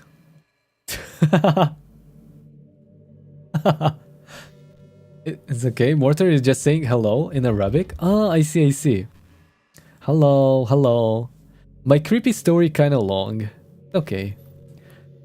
Okay. Oh, we got the story, guys. We got the story. Pog,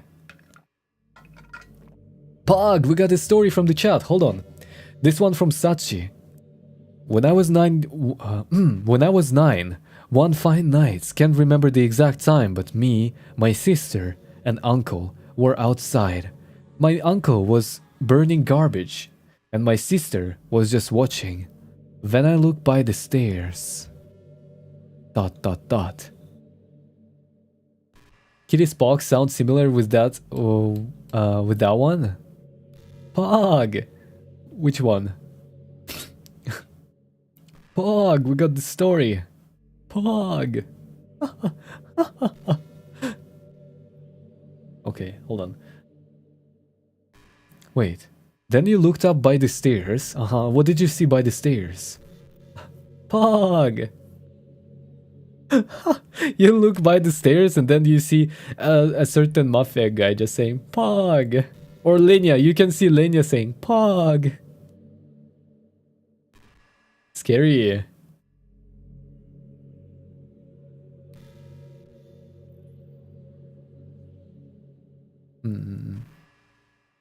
That blonde Niji guy, lol.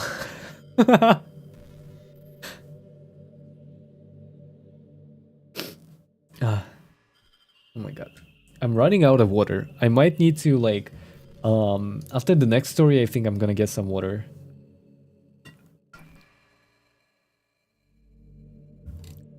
So what happened? What happened, Sachi? What did you see? You cannot just put a cliffhanger there and leave. What did you see? Oh, I like this one. Hold on.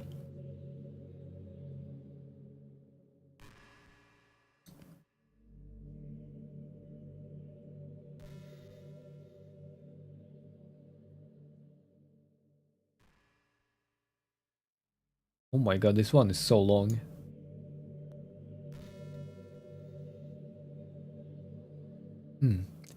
I saw my aunt standing there, or somebody looking like my aunt. I wanted her to join us. I was telling her to come, but she wasn't moving. So I ran to her, but when I went to her, she disappeared. Hi, no, your aunt was just busy. They were just busy. She was like, "Hi, look at those pranksters just playing there, not doing any work." Nearly 200 votes on the poll. Good job, everyone. No.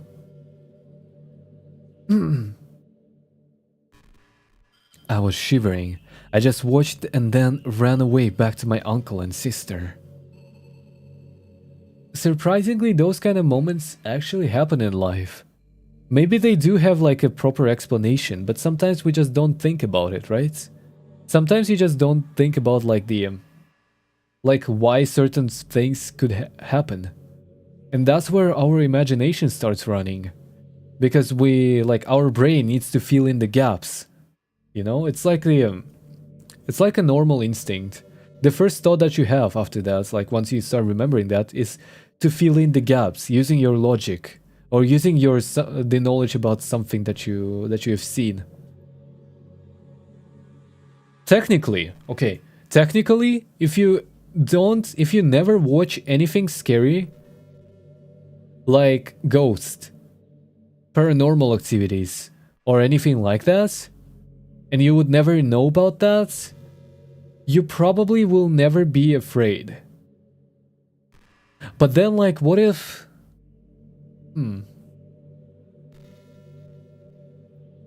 all of the ghost stories, all of the ghost stories and everything like that has originated somewhere, right? So there's gotta be like a first person who have ever thought about the concept of it and then shared it with everyone else. Right?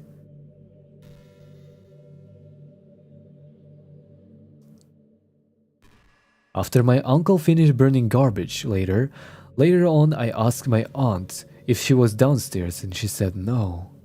Okay, but that's creepy. That's fucking creepy. Were there anyone else by your house? Were there anyone else at your house? Maybe you mistook your aunt for your mom or something. Are you home alone? Just now, yeah, now, no. I think so, check again. I'll say my story after Sachi. Sure. Yeah, that's it. Thank you guys for letting me share. No? Wait, no? There was no one else in the house except you, your aunt, your uncle, and your sister? And you saw someone on the stairs. Wait. That is actually so creepy. Hold on. That is actually interesting. Because if your aunt, like, if you haven't asked your aunt, then I would, like, just put it down on your imagination. But since you said that you actually asked your aunt and she answered negatively, what could it be? That's quite scary, though.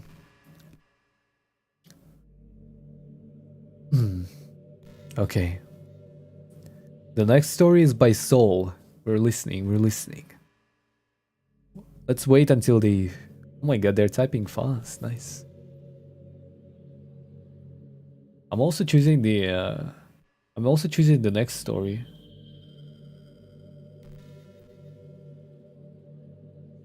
Oh my god. My job is watching a woman trapped in a room. What the hell?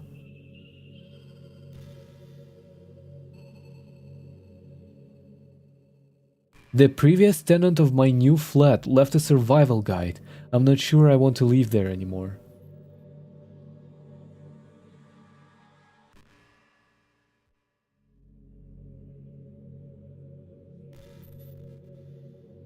Don't let them in.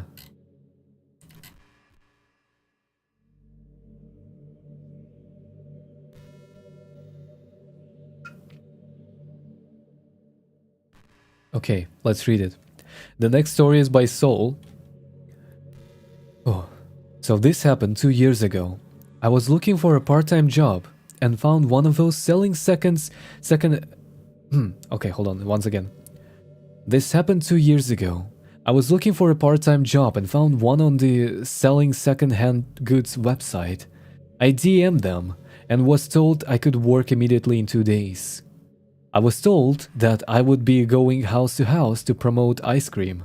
The money was good, so I couldn't refuse. I was supposed to meet up with someone somewhere, and they sent me a map. According to the map, I was supposed to go to a car park. I was terrible with directions, so it took me a while to reach. When I found the car park, I told them and was told to go to the highest floor. I went and it was eerily quiet since it was 8 p.m. Initially I didn't think much, but when I reached there was only a dark figure standing close to the railing far away. He was waiting for someone. I got scared, so I went back to hide in the staircase and messaged my friend about my situation.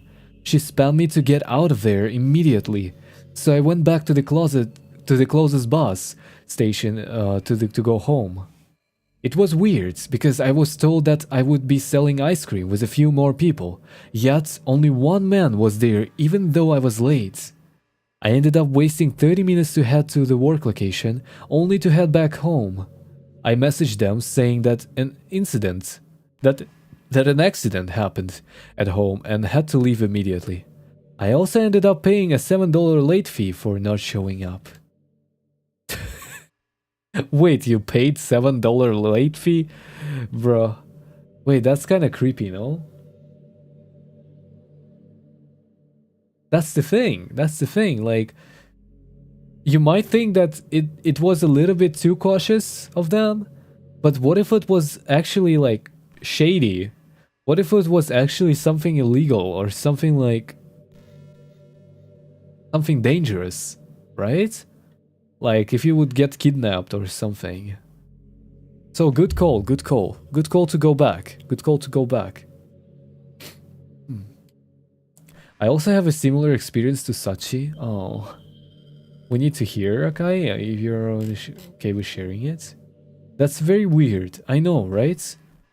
Like, so based on your words, there was supposed to be a bunch of people, but when you came there, there was only one person standing at the edge of the railing? Interesting.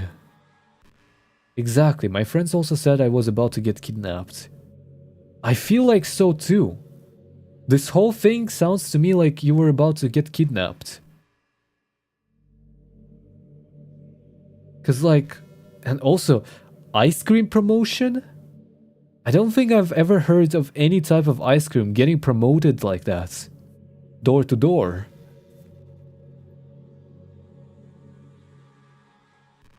Wow, that is actually scary. That is actually low-key kind of like scary because you know that this type of stories are real. Because people have experienced them. And there is like literally no reason not to believe it. Right? Welcome back, Chelcom. Welcome, welcome. Chelchom? Chelchom? Chelchom? Chelcom? I have no idea how to pronounce that. I'm sorry. But like, the scariest thing is that you kind of understand that those kind of stories are not from like TV, right?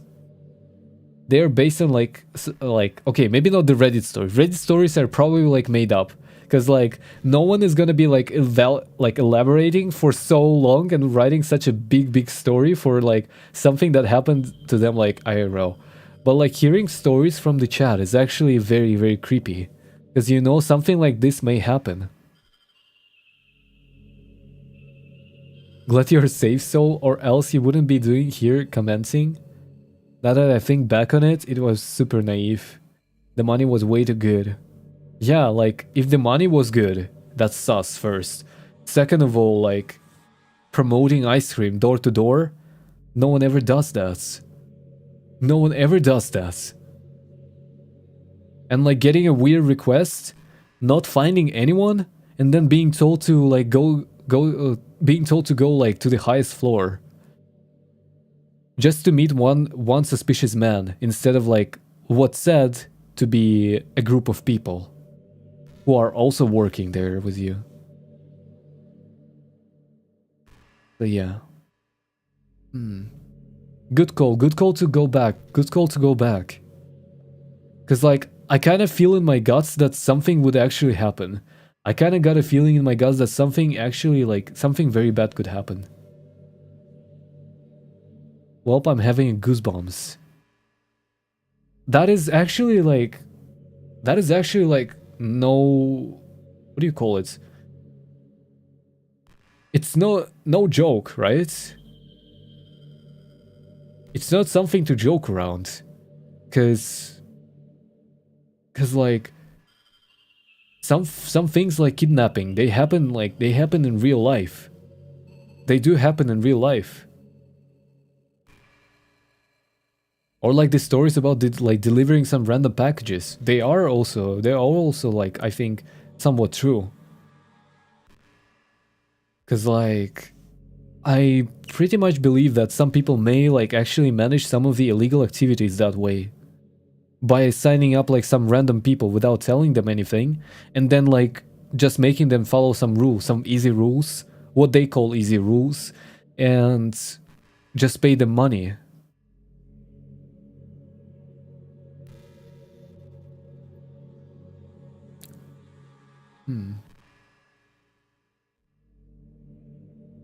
I sell HP and SIM cards? Huh? Yeah, I'm actually having goosebumps right now. I'm not joking. You crashed your car? Be careful. What the hell? Are you okay? Okay. Oh, the next one. Bro, I like next one.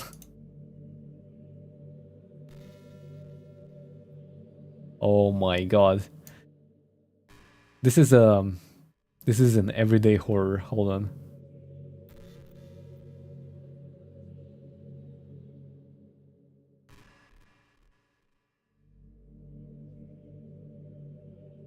Actually, the sugar daddy story was kind of good, no?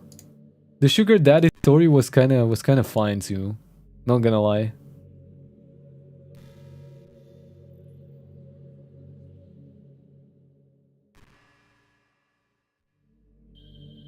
This is the name of the next story. The name of the next story.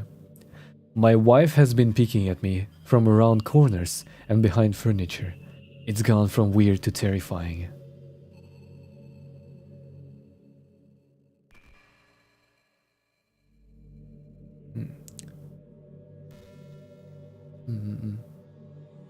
Yeah, it was good. It was kind of like unexpectedly fine and unexpectedly like very mysterious. I like that. I like that.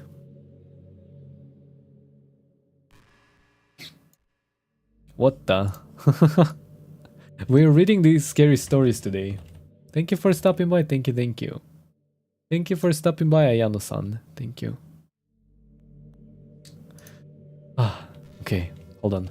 Next one. The sugar daddy one was straight up great. It was actually surprisingly very, very creepy and very realistic, I gotta say. Okay. Whew. Okay, let's start.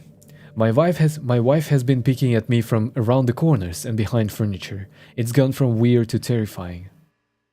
My wife Lynn and I have been together for 6 years and married for 11 months.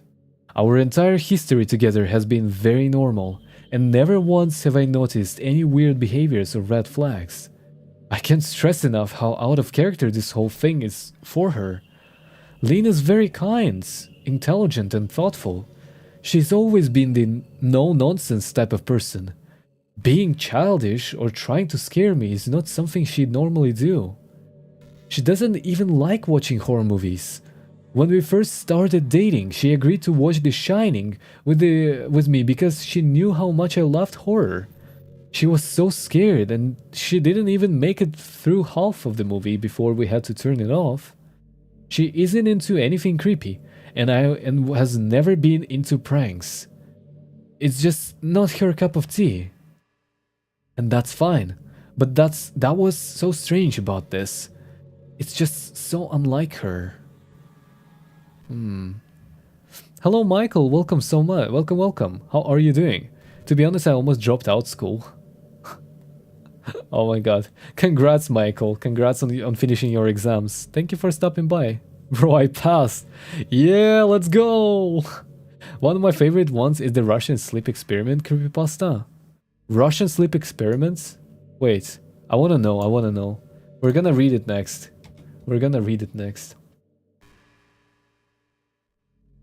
Let's go! Good job, Michael. Good job, bro. Well done. Big W. Oh my god, the wife is so like me. Wow. I don't know. Why? Don't pick.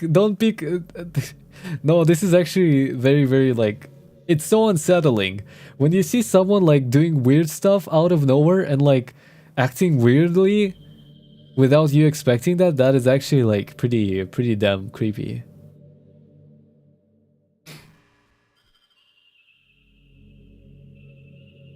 I crashed my car because I didn't... Oh my god. Can you stay on topic, please? I'm not creeping, I'm just scared so much. I see. Thank you so much. No, it's all you. Good job. Don't get the wrong idea. Sure.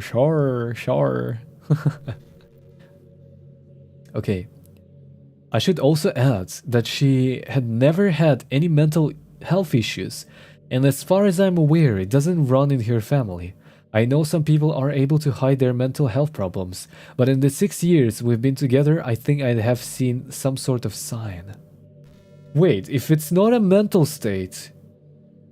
My first take was like, if she's doing that, maybe a person is like not mentally stable. But if they say She doesn't have any mental health issues. Maybe that's just like a very long prank. Maybe.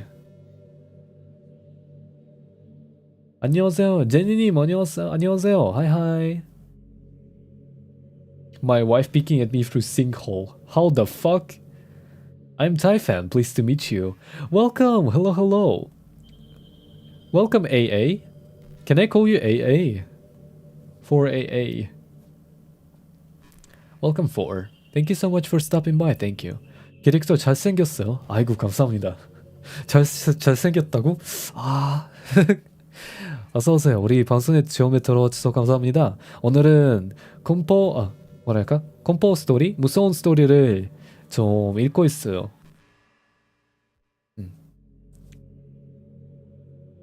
How the fuck? How the fuck? Wait.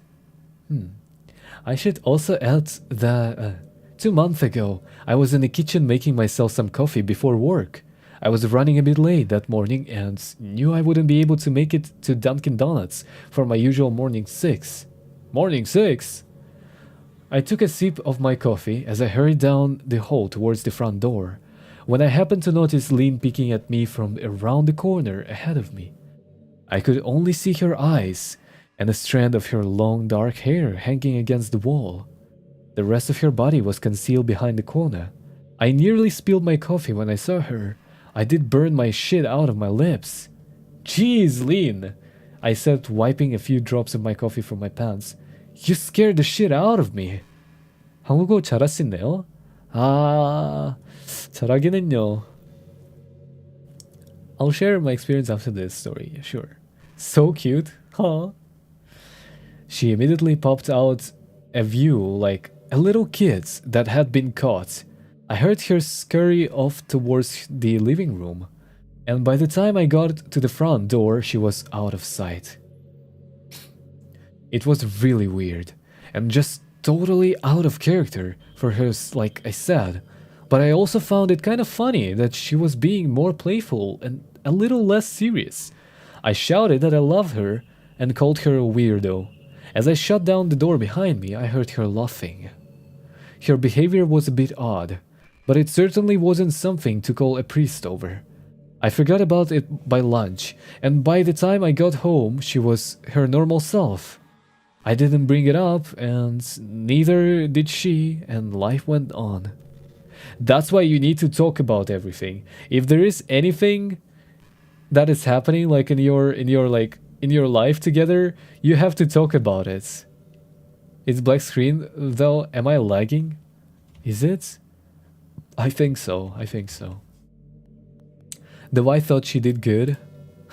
Wife is already giving red flags energy, but they have been together for like 6 years and they didn't have any troubles.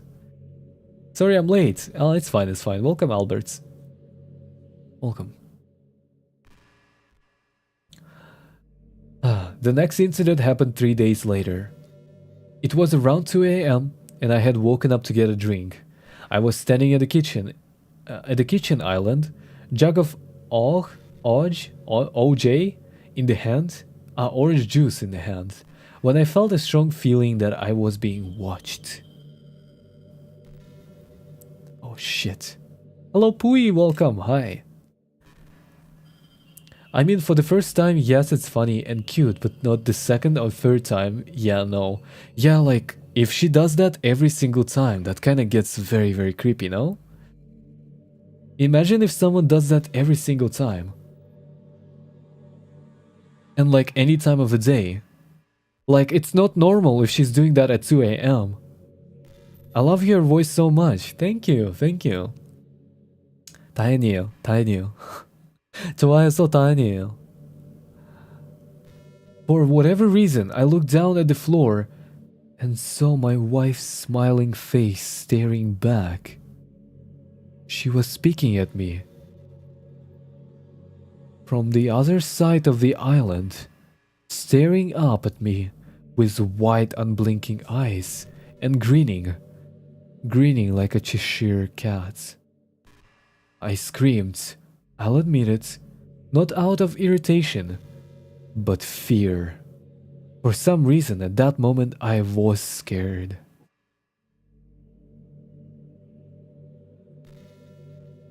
At the sound of my scream, Lynn scuttled backwards out of my view, her hands and feet smacking the tile floor as she hurried out of the kitchen on all fours. I didn't run after her, or even yell after her. I just stood there frozen in shock, wondering what the fuck had possessed her to do that. It took me a little longer than I'd like to admit to go back upstairs, but I eventually did.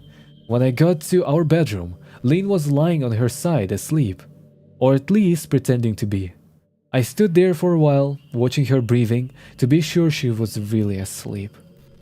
I had the feeling she might jump out at me at any moment. I got into bed, but she didn't. I climbed into bed and she didn't even move. Her breathing was soft and deep, and I was starting to wonder if I dreamt the whole thing. Bro. Can we talk about it? Can we remember how we talked about lucid dreaming? Oh my god. Bro, I swear right now, Kiriya, every at like night, my cam says motion detected, but I swear to God, no one was there. Oh my god. Oh my god. The motion detecting cameras. What about cats? Maybe that's cats and dogs, or like any other animals, raccoons. I'll be divorcing, but would probably be killed, bro. If someone acts like that to me, I would straight up call the priest. Oh my god. If you like imagine the situation, you're like standing in front of the like kitchen island, right? Then you're drinking your juice. You decide to look down for some reason. And then you see there like a person that you know, like your wife, laying down there under the table, looking at you and smiling at 2 fucking a.m. And then crawling back, not going, not standing up, but crawling back upstairs on 4th. This is kind of the thing that you see like in the movies, like I don't know, what do you call it? What was the name of the movie? Fuck, I forgot. The one that like, oh my god, I forgot the name of the movie. The one about like the family and like the exorcist with his assistant, like the woman who could like that was like sensitive to like all paranormal things. Oh my god. Are you good at Japanese? ちょっとだけ喋るよ。ちょっとだけます。Kiriya's possessed, probably. I just heard something outside the window. What should I do?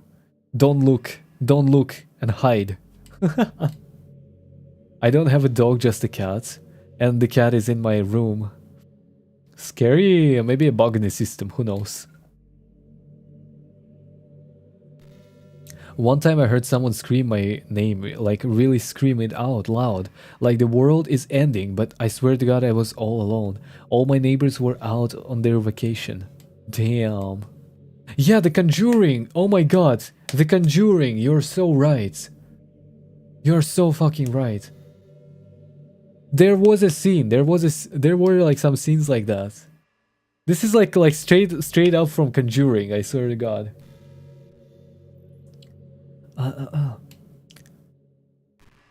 The next morning, I waited for her to come down for a coffee, and after handing her a mug and kissing her cheek, I decided to ask her about it. What was that about last night? I asked, keeping my tone light so I didn't offend or embarrass her. She frowned over her cup of coffee, shaking her head like she had no clue what I was referring to. You were picking at me again from over there, I said, pointing to the spot on the floor by the kitchen island. She followed my gaze, and when she looked back at me, she burst out laughing. She laughed so hard that I couldn't help but join her. You creep me the fuck out sometimes, you know that? I said. She giggled and set her cup on the counter and wrapped her arms around my neck. You creep me out all the time, so I guess we're even, she teased. We said our goodbyes and left to work. As I drove, I kept thinking about how creepy it had been, seeing her grinning at me from behind the island like that. The sounds her hands were made on the floor as she crawled away. I told myself that was just trying to be silly, that she was just trying to be silly, just trying to join me in my love of all horror things. It's not like I was afraid of her, but it still didn't sit right with me. I started seeing her peeking at me more and more. Sometimes she'd be peeking out from behind the couch or living room curtains. Once she even managed to get inside her grandmother's old trunk and that sits at the foot of our bed. I might not have even known she was there at all had the trunk's old hinges not given her away. She'd had the lid propped up just enough so that only half of her face peeked through. She'd be grinning like an excited toddler. It was unnerving. I didn't even know what to say to her. All I could do was stare. When I finally found my voice, I asked her why on earth was she doing this, but she didn't answer. She had slowly closed the lid, shutting herself inside the trunk. I just walked away feeling disturbed. I didn't understand what she was doing, why she was doing that, but it clearly made her happy. I just hoped she would tire of the game quickly. Lynn didn't peek at me for the next 2 weeks. I started to think she was done with her weird prank and I was relieved. We were watching a show on Netflix one night and I jokingly said that I hadn't seen her peeking at me lately and that she must have given up on her spy game. She looked at me with a small smile and said, "Maybe I've just... Maybe I've just gotten better at it." I didn't say anything, but I wondered whether or not she was joking. Wait, she's still doing it, but he cannot tell? Wait, that's crazy. So only some Japanese words? Yeah, I can only speak a little bit. Just a little bit. I hate hiragana because I can memorize well, do I hate ADHD. I hate learning something that requires you to actually focus and sit down to like learn by heart. I hate it.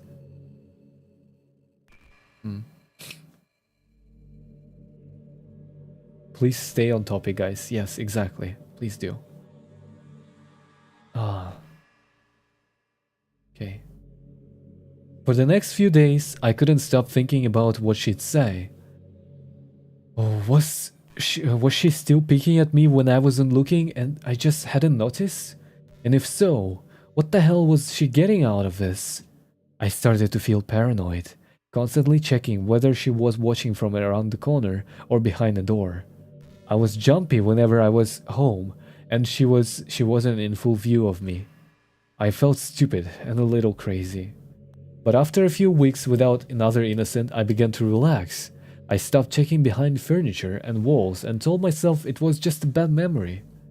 Then, a few days ago, things got so much worse. Lynn left to go to her friends, and I lounged on the couch and played a couple of games on my laptop. Around 9 p.m. I hopped in the shower, and as I was washing the soap from my hair, I felt that awful feeling that I was being watched. I slowly opened my eyes and almost had a fucking heart attack. Lynn was speaking from behind the shower curtain, her entire head stretched into the shower, leaving just her body outside. Her long dark hair hung against the curtain, the ends dripping with water. Her mouth hung open in a terrible grin, eyes wide and red, as if she hadn't blinked in a while. I screamed and jumped back against the wall. She didn't move, nor did her smile waver. Her makeup ran down her cheeks in 2 black streaks. She looked giddy and completely deranged. I was fucking terrified. Oh my god, wait. This is actually good. This is actually so creepy. Hello Crystal, welcome, hi. 잠 잘 때 듣기 딱 좋은 목소리? 아, 그렇게 생각해요. Kidding, I'm having nightmares, but I'll try to keep on. No, but imagine this. You're showering. And then, like, someone stretches their neck with their heads through the curtain and stays like that. Isn't that crazy? Thank you so much for stopping by, Crystal. I hope you find yourself a great place to chill and have spooks. Thank you. Oh my god. We stood like that for a few moments, neither of us saying a word. Finally, after what felt like forever, she slowly pulled her head back out of the shower, and I watched her blurry figure through the curtains as she moved backwards towards the bathroom door. A second later, the bathroom door slammed shut, hard enough to rattle the mirror. I screamed again and jumped out of the shower to lock the door. I stayed inside of the bathroom for over an hour. Maybe I overreacted to some of you, but joke or not, I wasn't going to put up with some crazy shit like that anymore. That's what I kept telling myself as I placed in my bathroom, stopping to listen at the door every few minutes. Suddenly I heard a muffled sound.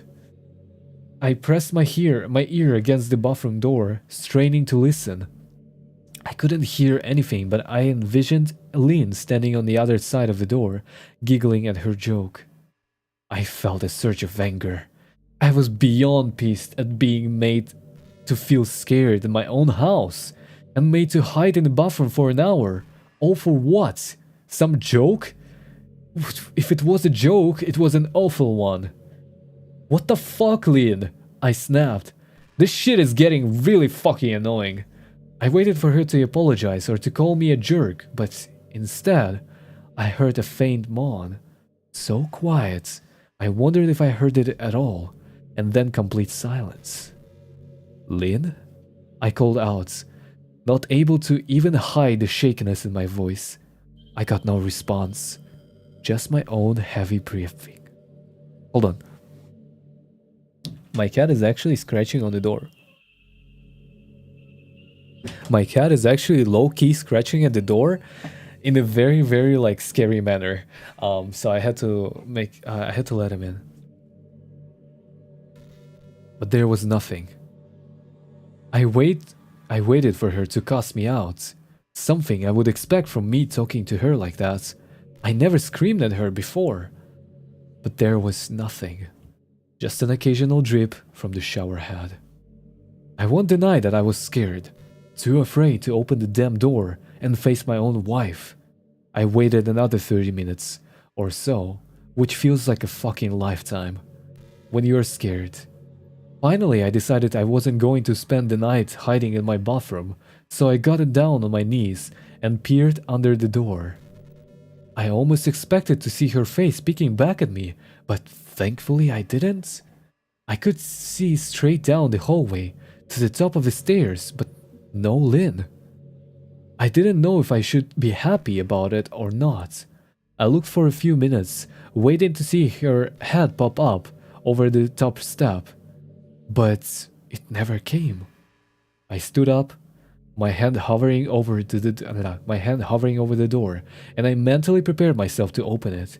I slowly turned the lock with shaky fingers and was about to yank it open when I heard a sound that still makes me feel nauseous when I think about it. A moan, louder than before, but this time I was able to tell just where it was coming from. I turned my head to the closet door, as if in slow motion, and locked eyes with my wife, who was peeking out at me from the slight gap.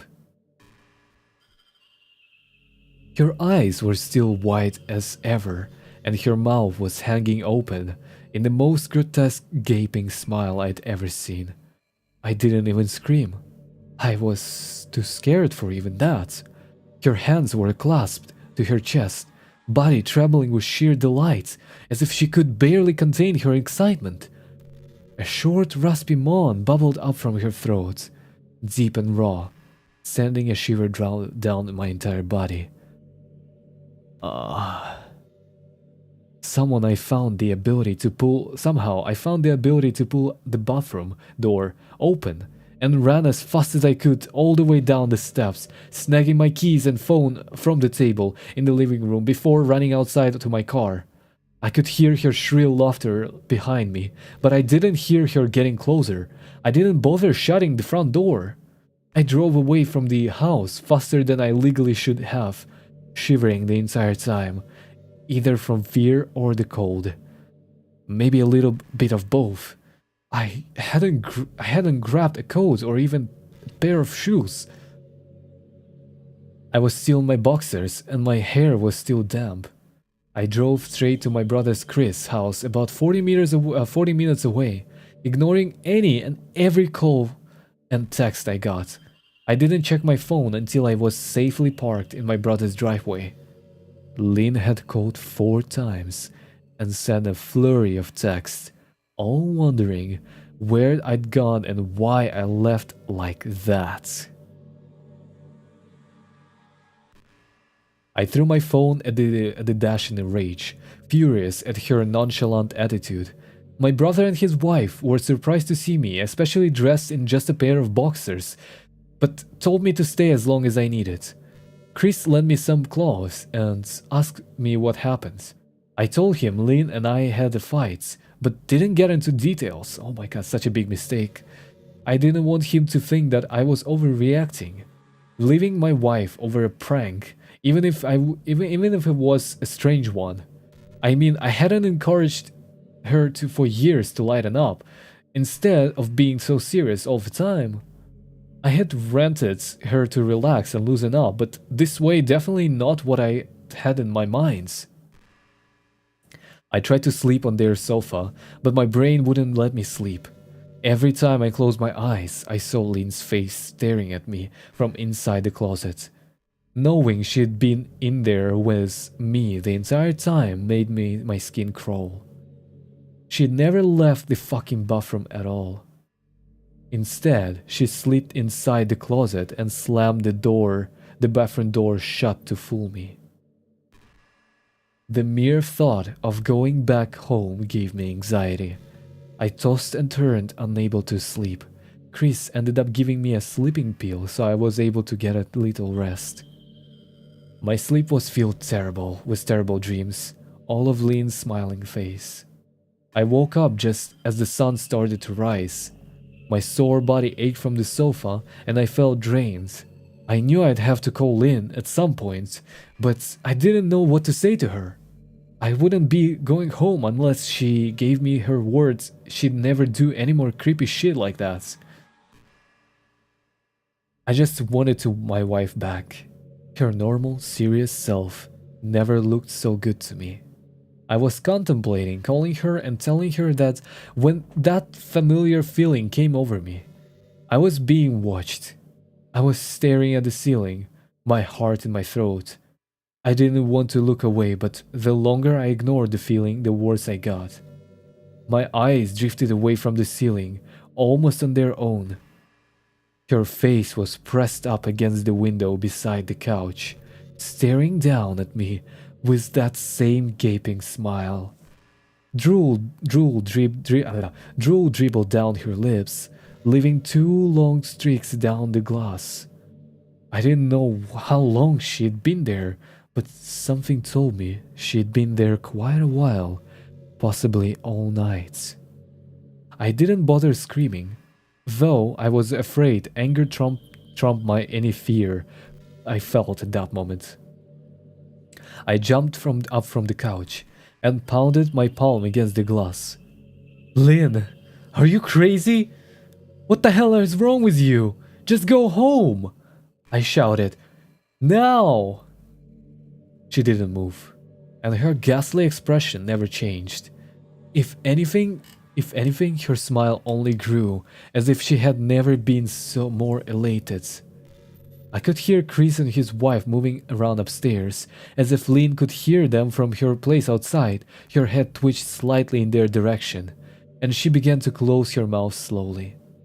Chris called my name from upstairs, obviously concerned. I turned to see him and his wife Rebecca hurrying down the steps. When I turned back to the window, Lynn was gone. The only sign she had been there at all was the 2 creaks of drool still dripping down the glass.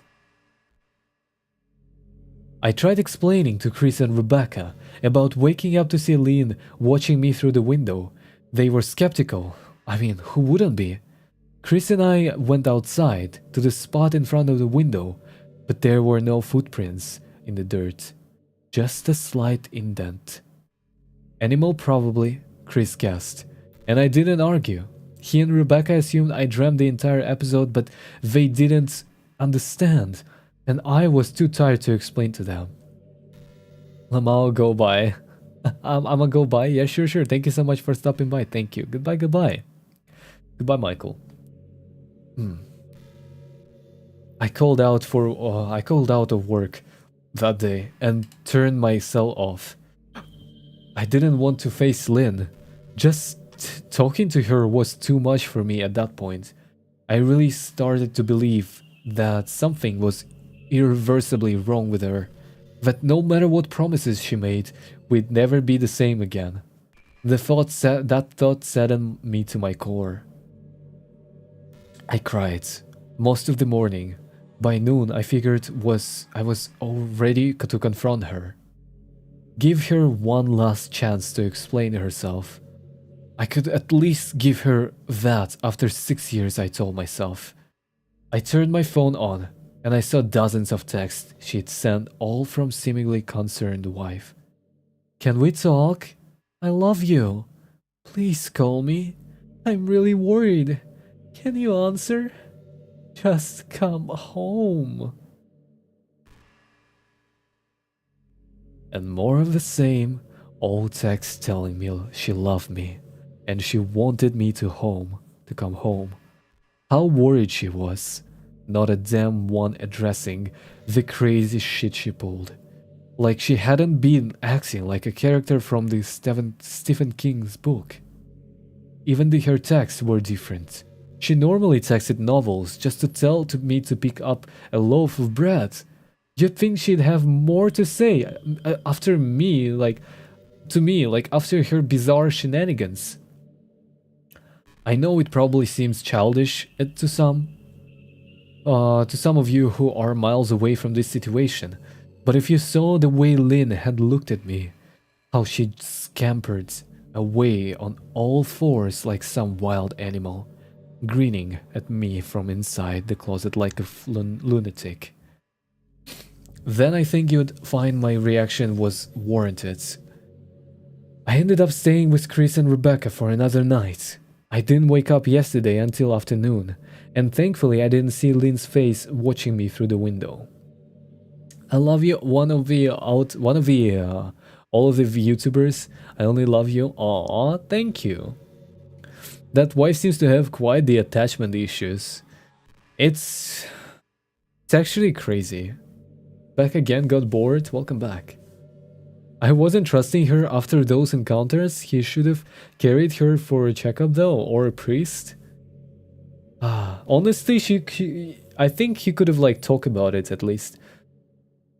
I mean, yeah, she acts weird, but she's still your wife, and you're if anything, you can talk. I'm not good at English, so I use the translator for most things, lol.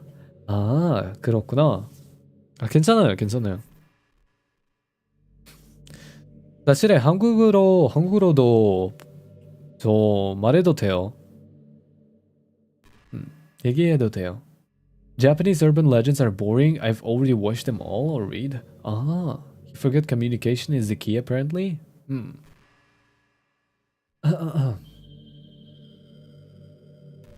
I don't want to pry because it's not my place, but is this fight something that can be mended? Rebecca asked. She'd made us both a sandwich for lunch, and I knew she wanted to breach the subject without seeming to be nosy. I don't know, she's like a different person. I said, choosing my words carefully. I still wasn't ready for her or Chris to know the full extent of the batshit craziness I had been dealing with. People change, man. But she is still the same woman you married. Maybe you both just need to talk through your issues. Whatever's going on, I'm sure it can be fixed. She said, ever the peacemaker. I think it's beyond that now. I don't think talking would help. I just don't trust her. I said. The words stung in my heart. I missed and loved my wife. But how could I live with someone like that? Living in constant fear didn't sound too appealing. 전 자러 갑시다. 안녕히 계세요. 바이바이. 잘 자요. 바이바이. 잘 주무세요. 우리 방송에 처음에 들어와 주셔서 감사합니다. Bye-bye. People change, man. Ain't no way. Just because this motherfucker doesn't tell his brother anything. He doesn't tell anyone anything. That's why they're saying that. They think it's just a fight. Lynn loves you. She has to be absolutely crushed, she said. Well, I don't know about that. Well, she certainly seemed like it to me. I've never seen her so upset. Very much unlike the Lynn I know, Rebecca said, shaking her head sadly. It took a full minute for her words to really sink in, and when they did, I felt dread warming its way through my skin. Wait, what do you mean? You saw her? You saw Lynn? I asked, my mouth suddenly dry. I asked, and my mouth got suddenly dry. Okay, ad break. I'm gonna get myself some water. Ad break. I'll be right back. I'm gonna get some water, guys. Oh, not peeing. BRB getting water. BRB getting water. I'm gonna be right back, guys. I'm just gonna get some water real quick and be right back. I'm gonna leave you on a cliffhanger. Okay.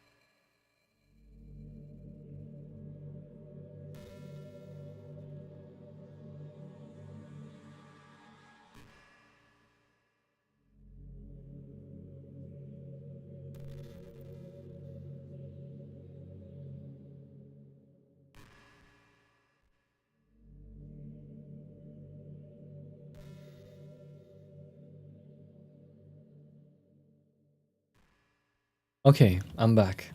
Let's see what happened.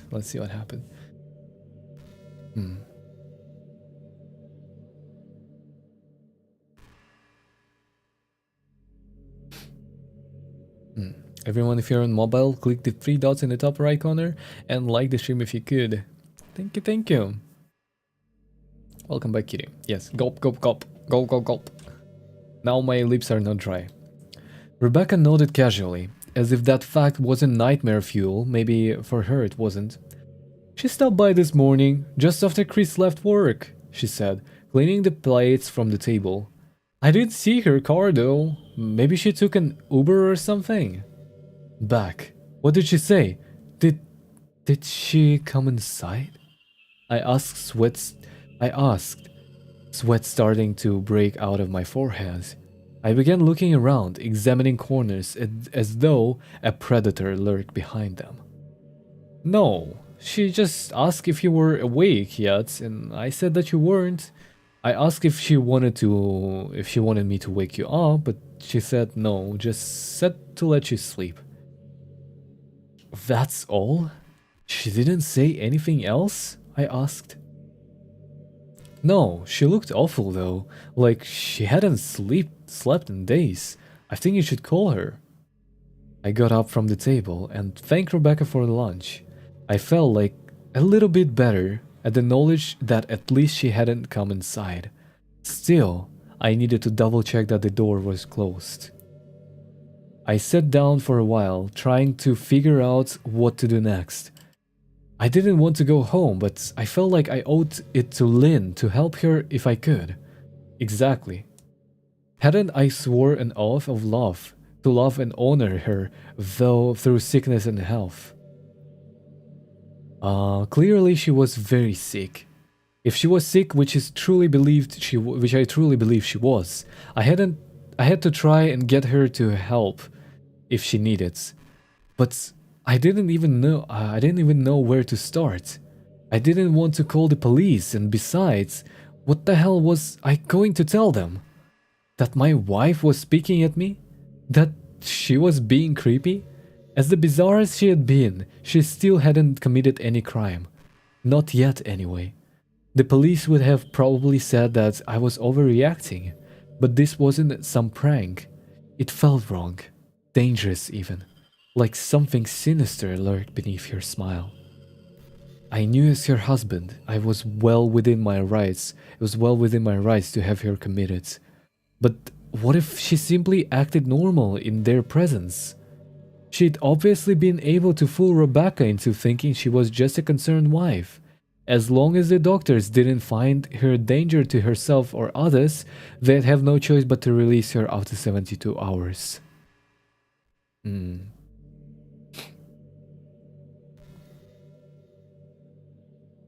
I felt lost and overwhelmed. So I did what any husband in my position would do. I called her mother.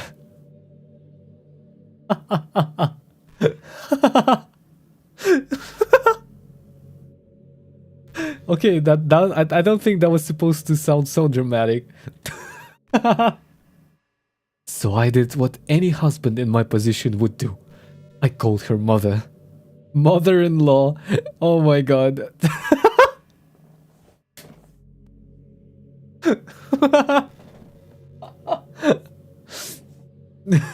Mom, your daughter's acting weird again.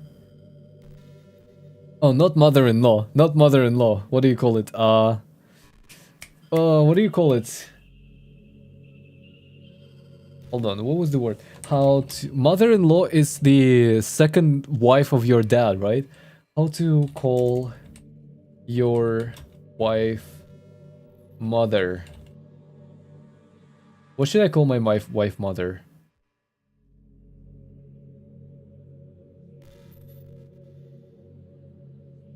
No, just mother? There's no word for that? I know there's a word for that in Russian. I know there's a word in that in Korean. Is there a word? I don't remember. Anyways. Stepmom is dad's other wife. Mother-in-law is correct. Wait. Mother-in-law and stepwife. Stepmom. Stepwife. Ah, because she comes in she steps up for your mother. So mother-in-law is right. I see. Hello Dartit, welcome. A little bit of brain rot from Kiriya. Yeah, she's your mother through marriage. Yeah. Okay. I called her mother. I didn't want to believe me. Her mother, Marianne, and I were never on the best terms. We'd never fought or anything like that. She just wasn't a very warm person, and wasn't really easy to get along with. She hardly ever smiled, and when she did, only her lips would move into a thin-lipped smile, leaving her eyes as blank as before. She gave off this aura that felt like she was permanently on the offense. I'd only met her twice, and both times were for such short visits. I got the impression she didn't approve of me for her daughter. Lynn always ushered us out quickly, as she didn't want me to feel uncomfortable, which I was grateful for. Being in her mother's company felt almost unbearable. Like walking on the glass. I was glad when we moved 3 states away, so we didn't have to see her often. I was happy to avoid the woman, but I needed her help. I never called my stepdad father. He's more like a friend. Ah, I see. I really didn't want to talk to her at all, but I had to talk to someone, and someone who knew Lynn better than I did, so I grit my teeth and did what I had to. Yes?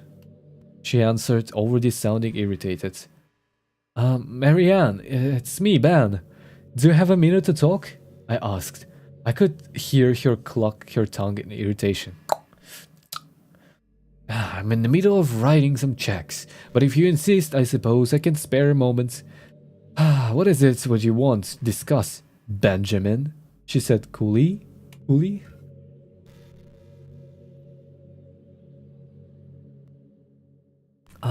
It's about Lynn. She's been acting strangely, and I was wondering if you had any idea whether there was something. I was quickly interrupted. It's a bit difficult to follow your rambling, Benjamin. What is that you want from me? She asked.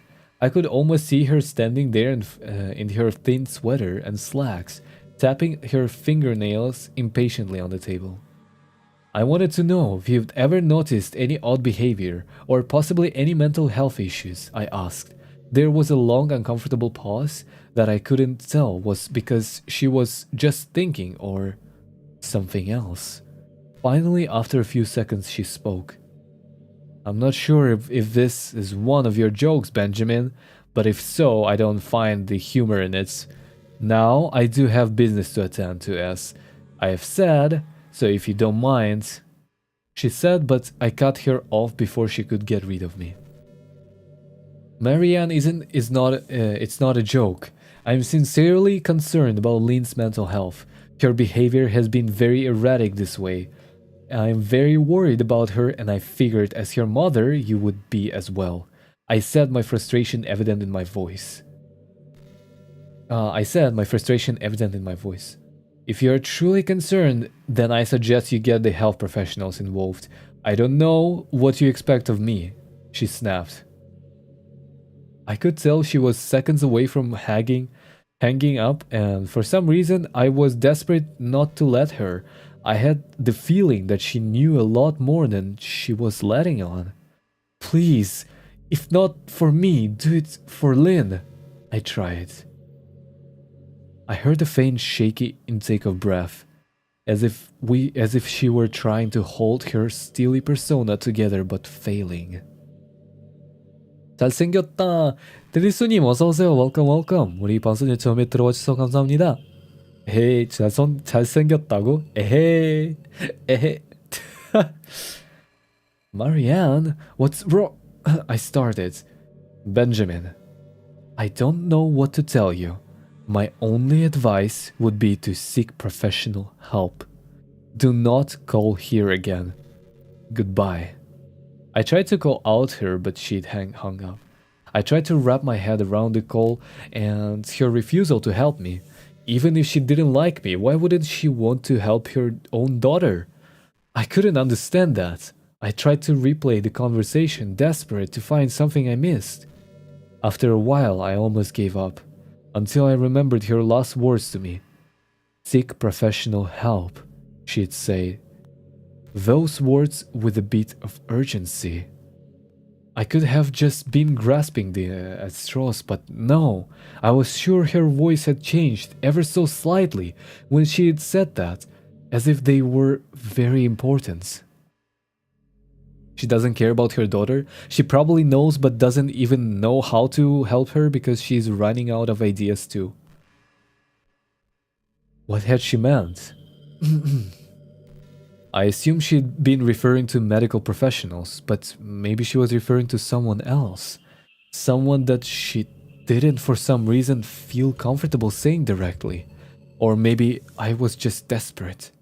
I waited for Chris to get home, and after a very long and exhausting conversation with him and Rebecca, I convinced them that Lynn truly needed psychiatric help. I didn't tell them everything.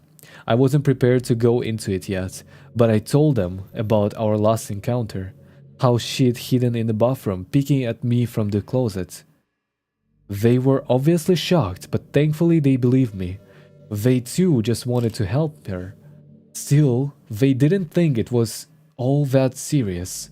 Weird, maybe, but not dangerous. They just kept saying that Lynn had to be playing some kind of weird joke. Maybe for YouTube? Rebecca offered. It only half-heartedly. Chris didn't think we should involve the police just yet. He offered instead to go with me, and I rapidly accepted. He reasoned that calmly talking to her, trying to coax her into going willingly, was the best recourse. I agreed to do this in his way. At least I wouldn't be going into that house alone. We drove over this morning, just after breakfast. There was no way I was going at night. When we pulled into the driveway, my stomach began doing some somersaults. Her car wasn't there, but I still didn't let my guard down. The front door was ajar, and for a split second, I thought we'd see her eyes staring through the gap. I was shaking and starting to sweat. Chris, however, was fine. He waited for me to open the door, his hands in his pockets like he was going on a fucking stroll through the park. I envied his ignorance. Does all the Reddit stories is based from real story? Just asking because I didn't use Reddit. Some of them do do claim to be real stories, but I think most of them are just like made up. I think like most of them are made up.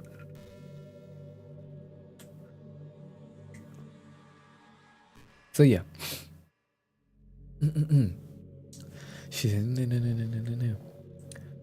I pushed the door open and was immediately hit with the stench of rot. Oh my god, it's starting, guys. It's starting. The stench of rot. You know what it comes... You know... Oh my god. Chris smelled it too, and he walked into the house behind me with his nose scrunched up. What do you guys use to clean the floors around here? Shit? Chris mumbled. Shut up. I said, my eyes darting around for any signs of Lynn. A corpse hidden somewhere? I mean, she wasn't killing anyone, no? Maybe just food. Maybe it was just a sign that she hasn't been home for like a couple of days. The house was deadly quiet and dark despite being 10 in the morning. All the curtains were closed up. Oh no. Refusing to allow any sunlight inside. If I hadn't left it just 2 days prior, I'd have thought the house to be abandoned. We moved through each room, carefully checking any place that she might hide, occasionally calling her name. Why the fuck you looking under the couch? Chris asked eventually. Aren't we looking for your wife? He was looking at me like I was a moron. Let's just go upstairs, I whispered. He shook his head but followed me upstairs to check the bathroom and spare bedroom. On the way up, my shoes crunched over pieces of glass and that looked to be littered over a few of the steps. I noticed that one of Lynn and my wedding portraits that hung on the wall along the staircase had been smashed. The frame hung crookedly, all the glass removed. I started at the picture, a lump forming in my throat. I stared at the picture, a lump forming in my throat. We had taken the photo just after leaving the church, after saying our vows. She looked so beautiful in her white gown. I looked at Lynn's beautiful face. I never dreamed her face would ever be a source of terror for me. We climbed the rest of the steps and checked the spare bedroom, but it looked completely untouched. We meet again. Hello, Andy. Welcome. I was hesitant to go into the bathroom.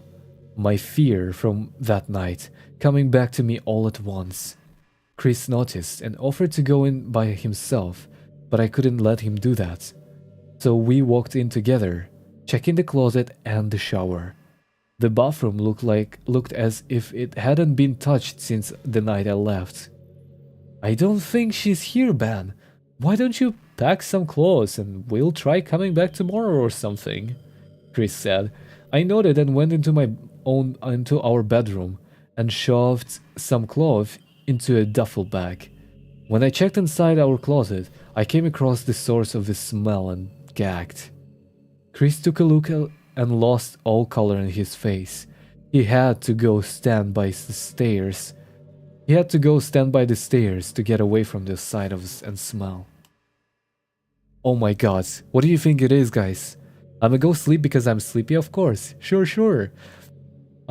Sleep well? Sleep well? I gazed down in shock at what lay inside my bedroom closet. Soaking into the rug were at least a dozen eyeballs, all carefully laid out in pairs. Some were as large as a quarter, while others were as tiny as a marble. I stared down at the eyes she'd collected from small animals, and I wondered how she got on them, and shuddered at the thought. Man, I thought I had it bad with Rebecca's shoe addiction, but fuck me. Your wife's in here collecting eyeballs, Chris said, gagging. Ben, I think we should go, he called from the hall. I'm getting nauseous. Alright. I grabbed my duffel and shut the closet door on my new nightmare. I stepped out into the hall and took a deep breath of air. I could taste the rot on my tongue, and I couldn't help but gag. Who the fuck lines up eyeballs in their closet like that? Chris mumbled. I tried to tell you she needed help, I said. She doesn't need help, Ben. She needs a fucking exorcist, he said. You coming or what? I can't stand the smell any...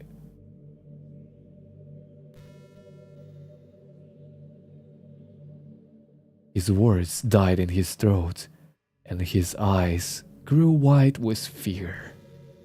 I didn't ask him why. I could feel it. Someone was watching me and I. Someone was watching Chris and I. Someone was watching me, and I didn't think it was the eyes in the closet. I turned around, my eyes slowly scanning the bedroom. Christ, I whispered as I finally saw what we had missed. Under the bed, curled on her side, watching us with the excitement of the kid on Christmas morning, was my wife. She held her hands together just under her chin, and they were shaking eagerly. Now that she knew she had been found, I could hear the quiet noises she was making, a sort of hiccuping sound in her throat, as if the excitement was just too much for her. It was unnerving, to say the least. Wide eyes and that same huge smile. Everything in me told me to run, but I forced it away. This was my wife. No matter how twisted, she was still the woman I married. I had to help her. Lynn, I said softly. She didn't respond, but her head bobbed back and forth in two quick little movements, as if she were nodding. Baby, I just wanna help, okay? Can you let me do that? I asked. I had taken a single step forward, approaching her like some kind of dangerous animal. I love you, Lynn, I said softly, taking another step closer. She let a tiny moan escape her wide open mouth, and I had to resist the urge to run. Her shoulders were starting to quiver, and her eyes grew as large as the saucers. I crouched down so I could see her better, and I immediately saw the blood. Her hands were covered in it. They trembled, more the closer I got, as if she was barely able to contain herself. Lynn, are you hurt? You're bleeding, I said. She bobbed her head again, her bloody fingers moving up and down as if playing an invisible piano. They occasionally grazed her chin, leaving smears of blood on her skin. I wanted to recoil in disgust. The smell that was coming of her was revolting. I could feel the vomit trying to climb up my throat. Her lips were dry and stretched thin, blood seeping between the cracks. I knew she wouldn't come out on her own, but I didn't want to leave her in the state she was in. I scouted closer and reached out to her. The excited hiccuping sound got louder and her hand shook, fingers flexing. It was then that I couldn't see the blood oozing from it between her fingers. "Oh my god, Lynn, you're bleeding," I said. Instinctively, I reached out to take her hand, but before I could even touch her, her hand sprang out towards me. A sharp pain shot through my arm, and I fell back on my ass. My arm burned, and I could see the blood dripping down onto the carpet. I looked back at her in shock and saw her grinning madly. Her fingers clutched a large shard of glass. "You all right there?" Chris asked from behind me. I turned my head slightly and nodded to him, cradling my arm to my chest. Then I turned back to face Lynn. I saw that her focus had shifted. She wasn't looking at me anymore. And she wasn't smiling either. She was staring past me, her eyes glaring at Chris the way a hungry lion might stare at an antelope. Her mouth was still hanging open, but it was twisted into a snarl. I got to my feet and began walking backwards down the hall, afraid to take my eyes off her.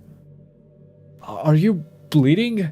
Chris asked. The moment the words left his mouth, Lynn started fast scouting out from under the bed, the glass shard still in her fist. "Chris, run! Go!" I yelled. He must have been too afraid to move, because a second later I felt my back bump into him. He was still standing at the top of the stairs, staring at the horror that was my wife. Lynn had crawled completely out from under the bed and stood in the bedroom doorway. Her face twisted in rage. Her whole body was visible tense. Blood ran down her fingers and onto the floor. "Jesus, Lynn," Chris said. "You are playing hide and seek?" "Bruh." I reached back and pushed him towards the steps. "Move your ass, Chris," I said as quietly but firmly as I could. Lynn bobbed her head in fast, sharp motions, and I began to grin, stretching her mouth open wider and wider so that her chin seemed to touch her chest. I heard Chris mutter a prayer, and then he was running down the stairs. I stood at the top of the steps, stuck between the love for a woman who clearly needed serious help and self-preservation.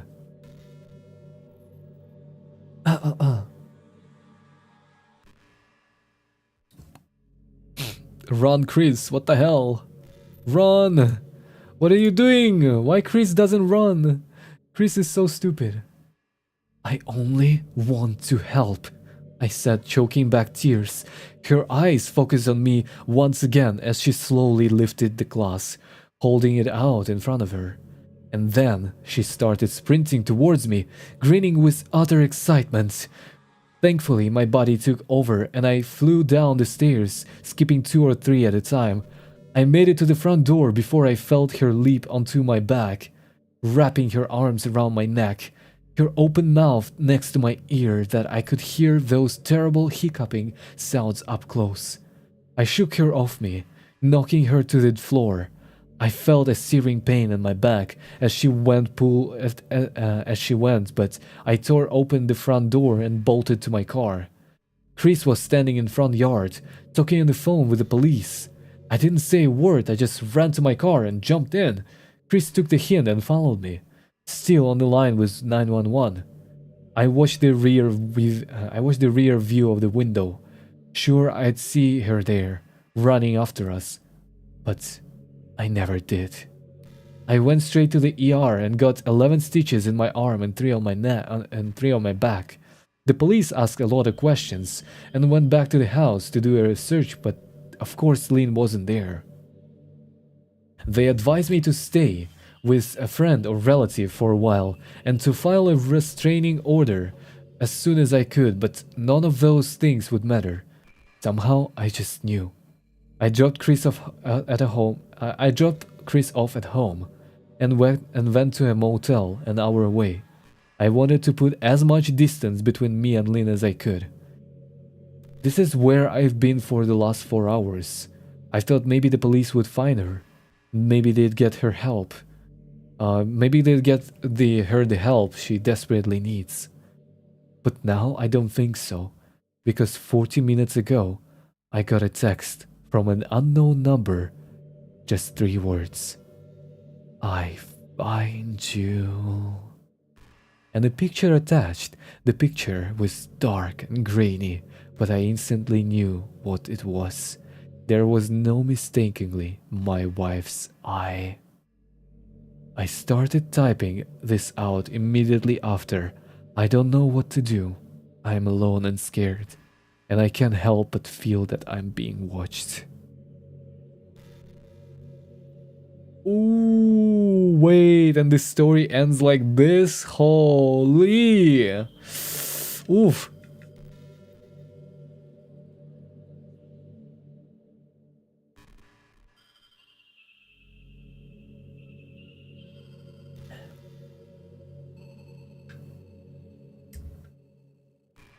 I actually think this one was kinda creepy. That was good. I know, right? Hello Mazi, welcome. Last stream before I sleep, the stream. Welcome Mazi, welcome. Wait, that was actually so good. That was actually so good. The story was so good. I actually felt like chills down my spine at certain moments. Like, I think the bathroom scene and like the first 2 a.m. kitchen peek scene, that one actually got me. That one actually got me chills. That gave me chills down my spine. I know, right? Same. That one was fire. What the hell? The eyeballs gave the heebie-jeebies. The eyeballs kind of gave like a very, very like mysterious kind of note to it. It kind of make it look like it's something demonic, you know? It's something about possession. Hello Mulgipel, Mulgipel님 어서오세요. Welcome, welcome. Thank you so much for stopping by. 우리 방송에 처음에 들어와주셔서 감사합니다. Welcome. The story was actually so good, not gonna lie. And the way it ended too, right? The way it ended was cool. But now, I don't think so. Because 40 minutes ago, I got a text from an unknown number. Just 3 words. I find you. And a picture attached. The picture was dark and grainy, but I instantly knew that what it was. There was no mistaking my wife's eye. So it's not even the eye. It's not even the wife itself. It's the eye. It's your eye. He ripped your own eye. That's crazy. And oh my god, the last sentence is actually making it even more creepier. I started typing this out immediately after. I don't know what to do. I'm alone and scared, and I can't help but feel that I'm being watched. Bro, if you're in such a danger, if you're encountering something like that and you like kind of know that you're in danger right now and you're like in some unknown hotel all alone by yourself, I don't think that the first thing that you do is go on Reddit like and write a freaking, I don't even know how many paragraphs is this, a freaking novel, a freaking web novel. What the hell? What the hell, dude? What the hell? That's not right. No. You don't do that. You don't do that. You gotta seek for help. Hi, I'm late. Hello, Aiko. Welcome. Hi. Thank you for stopping by. I think this is gonna be the last story for today, because it's been quite long too. Surprisingly, these stories were kind of long, but I loved it. I love these stories, by the way. I actually love them so much. You see what I did there? I see you. I would kill myself in game, right? No way this is real. Yeah, it's probably made up. Probably made up. Probably just made up. You know why I think so? Because it has so many damn words. Holy shit, so many details. And then then the person goes like, "Oh my god, I'm typing this right now." Bullshit. I encountered real mental illness. This one is unrealistic. I know, right?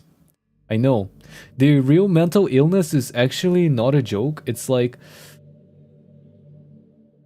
even not something like very like peculiar or something. Just imagine this thing. One day someone from your family just forgets about you. Like just doesn't recognize you and treats you like a stranger. Like if people have like a dementia or something, or like if people have like mental issues, something like double personalities, like second personality. It's actually very it's actually a thing, and it's very creepy. And I still think it's a little bit different. This kind of like turned into like demonic kind of setting and style. I mean, for a story it's good. For realism, not quite. I don't think it's quite realistic. Maybe he also needs sleep, needs help. Exactly. Wait, what if plot twist? Hold on, plot twist.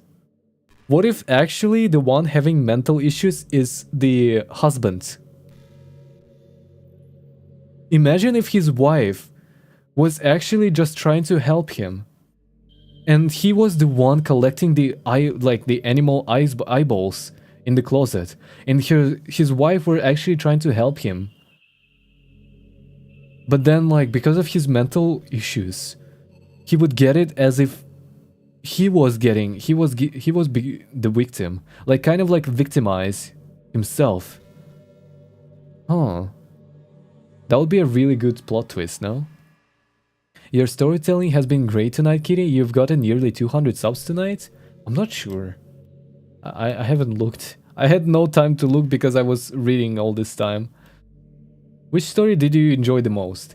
I think the one that gave me creeps most, it was the story about the wife. The story about the sugar daddy and like the freaking the skinwalker kind of thing. It was kind of creepy, but like, come on. A lot of like more creepier stuff, a lot of my more like way scarier stuff is happening like in the world every day. So like, why bother? Why bother? The first ones, I don't think the first ones were like any close to like what we read right now. What like, I don't think the first two stories were like any close to like the wife story. I feel like, no. But they had their plot twists. I like that. I like that. The sugar what? Yeah, there's actually the top ranking story on Reddit right now in this community is my sugar daddy asked me for weird favors, and it's actually like, despite the name, it's actually pretty interesting to read. It's actually pretty interesting to read. Yeah. I think the sugar daddy. Nah, I don't really like it. I don't really like that one. That one was just like a little bit too like not. It didn't sit well, you know. Kyoming, welcome. 어서 오세요, Kyoming-님. Welcome. 우리 방송에 처음에 들어와 주셔서 감사합니다. 어서 와요. Yeah, my battery is 2, which there are no battery. You're really late, Cruz. Hello, Cruz. Welcome. Hi. It's okay. The WOD is gonna be there, so if you want to hear those kind of stories, I recommend you like the last two. The last two stories are actually so good. They pick a title to grab readers. That's true. That is true. That is like top marketing. How come like a place where people share their like creepy stories from their life, from their real life, like turned into a freaking marketing site? Excuse me? Oh my god.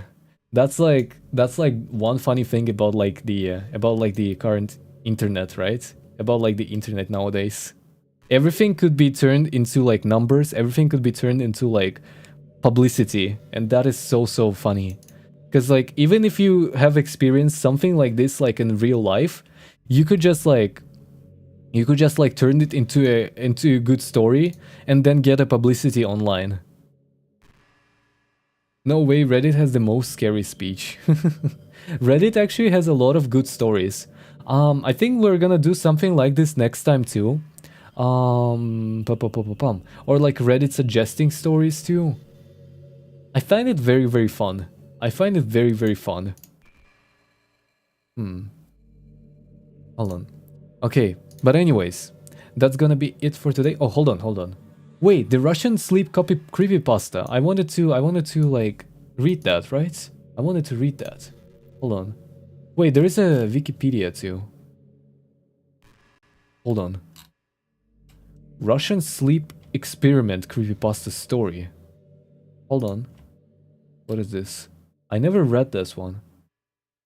Oh my god, so many. Widely regarded as one of the most popular and widest spread creepypastas ever written, the Russian sleep experiment is notorious as much for the gruesome nature of its content as for its plausibility. To this day, a large portion of the articles written about this story are attempts to investigate its validity or to debunk it as a hoax. Something that speaks not only to the story effectiveness but also to the deeper societal anxieties to which the story appeals. For those who don't know, the Russian sleep experiment is supposedly factual account of experimentation acted out on the subjects by the Soviet government and military in the wake of World War II. The experiment ostensibly means to explore the effects of sleep deprivation on the human body, was also used to test a new gas that could keep people awake for days at a time. The report documents the degeneration of those experimented upon, individuals commonly referred to within the creepypasta community as the test subjects. The horrifying results of these experiments and the crazed, almost subhuman or demonic creatures it produced are often illustrated alongside the story, with one image in particular being representative of the entire myth. Oh, I think I know about this one. Wait, I think I know about this one. It's about the people who got like forcefully sleep deprived and then they started turning into like evil creatures, like demonic beings, right? I will study English hard and come back. 아, 파이팅, 파이팅. 영어 공부 파이팅. 그래도 어떤 것을 좀 얘기하고 싶으면 이 채팅창에서 바로 한국어로도 좀 쓰셔도 돼요. 한국어로도 얘기해도 돼요. It's about the Russian people shoots guys with AK-47. No, it's about how people forcefully were like kept awake for like a very long period of time. Oh my god, this one is actually like very, very dark too. Okay. Russian researchers in the late of 1940s kept 5 people awake for 15 days using an experimental gas-based stimulant. They were kept in a sealed environment to carefully monitor their oxygen intake so the gas didn't kill them, since it was toxic in high concentrations. That was before closed-circuit cameras, so they had only microphones and 5-inch thick glass porthole-sized windows into the chamber to monitor them. The chamber was stocked with books, cots to sleep on but no bedding, running water and toilets, and enough dried food to last all 5 for over a month. The test subjects were political prisoners deemed enemies to the state during the World War II. Everything was fine for the first 5 days. The subjects hardly complained, having been promised falsely that they would be freed if they submitted to the test and did not sleep for 30 days. Their conversations and activities were monitored, and it was noted that they continued to talk about the increasingly traumatic incidents in their past. And the general tone of their conversation took a darker aspect after the 4-day mark.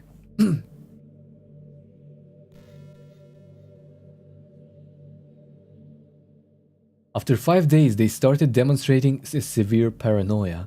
They stopped talking to each other and began alternately speaking to the microphones and one-way mirrored portholes. Oddly, they all seemed to think they could win the trust of the experimenters by turning over their comrades, the other subjects in captivity with them.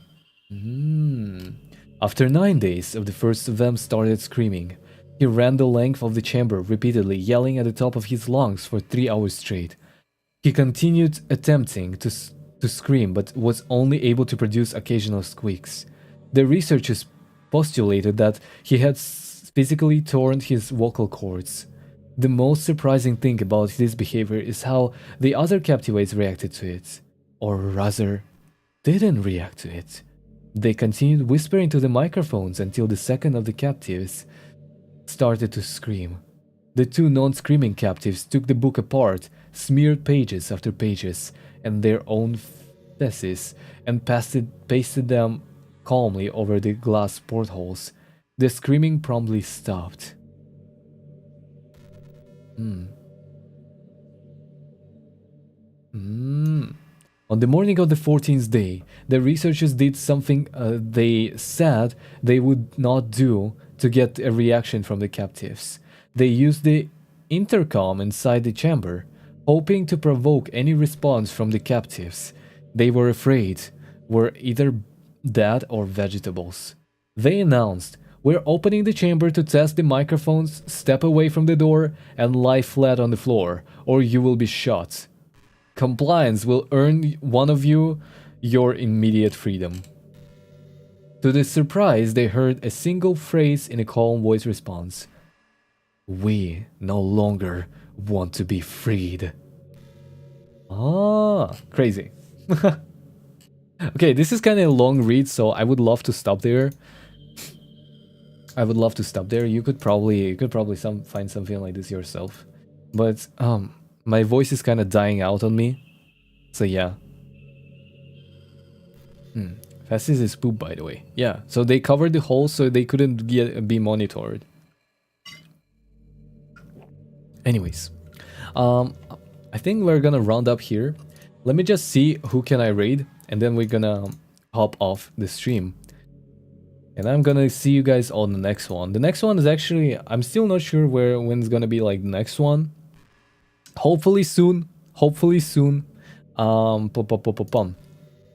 Hopefully very, very soon. I'm gonna be posting the schedule somewhere around like maybe the day after tomorrow, or maybe tomorrow, or maybe Tuesday. I don't know. It's gonna be there. It's gonna be there. But I'm gonna post the schedule before the first stream of the week. So I'm gonna notify you and keep you updated. By the way, if you guys want to stay updated, please do consider following me on Twitter if you do have one, or join our Discord server. But remember that our Discord server is strictly for 18 plus, for those who are like 18 years old or older.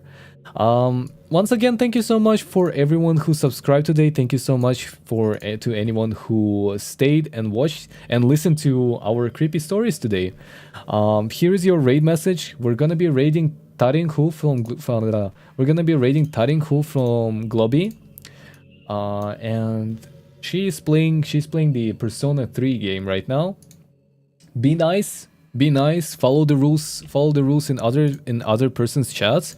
Don't forget to show some love and dominance. Don't forget to show some love and assert dominance. And please do send this raid message. Thank you so much. I'm good. Okay. My voice is dying out on me. I'm sorry. I've been reading so much. Thank you once again so much for everyone who stopped by. And thank you everyone who joined us for the first time. Thank you so much for all of your support. Thank you for all of the membership supporters too. Thank you. And special thanks to the mods too. Thank you. Do not spam raid messages, guys. Once is amazing. Yeah, only send it once. Okay, I'm gonna be hopping off. Goodbye. Goodbye.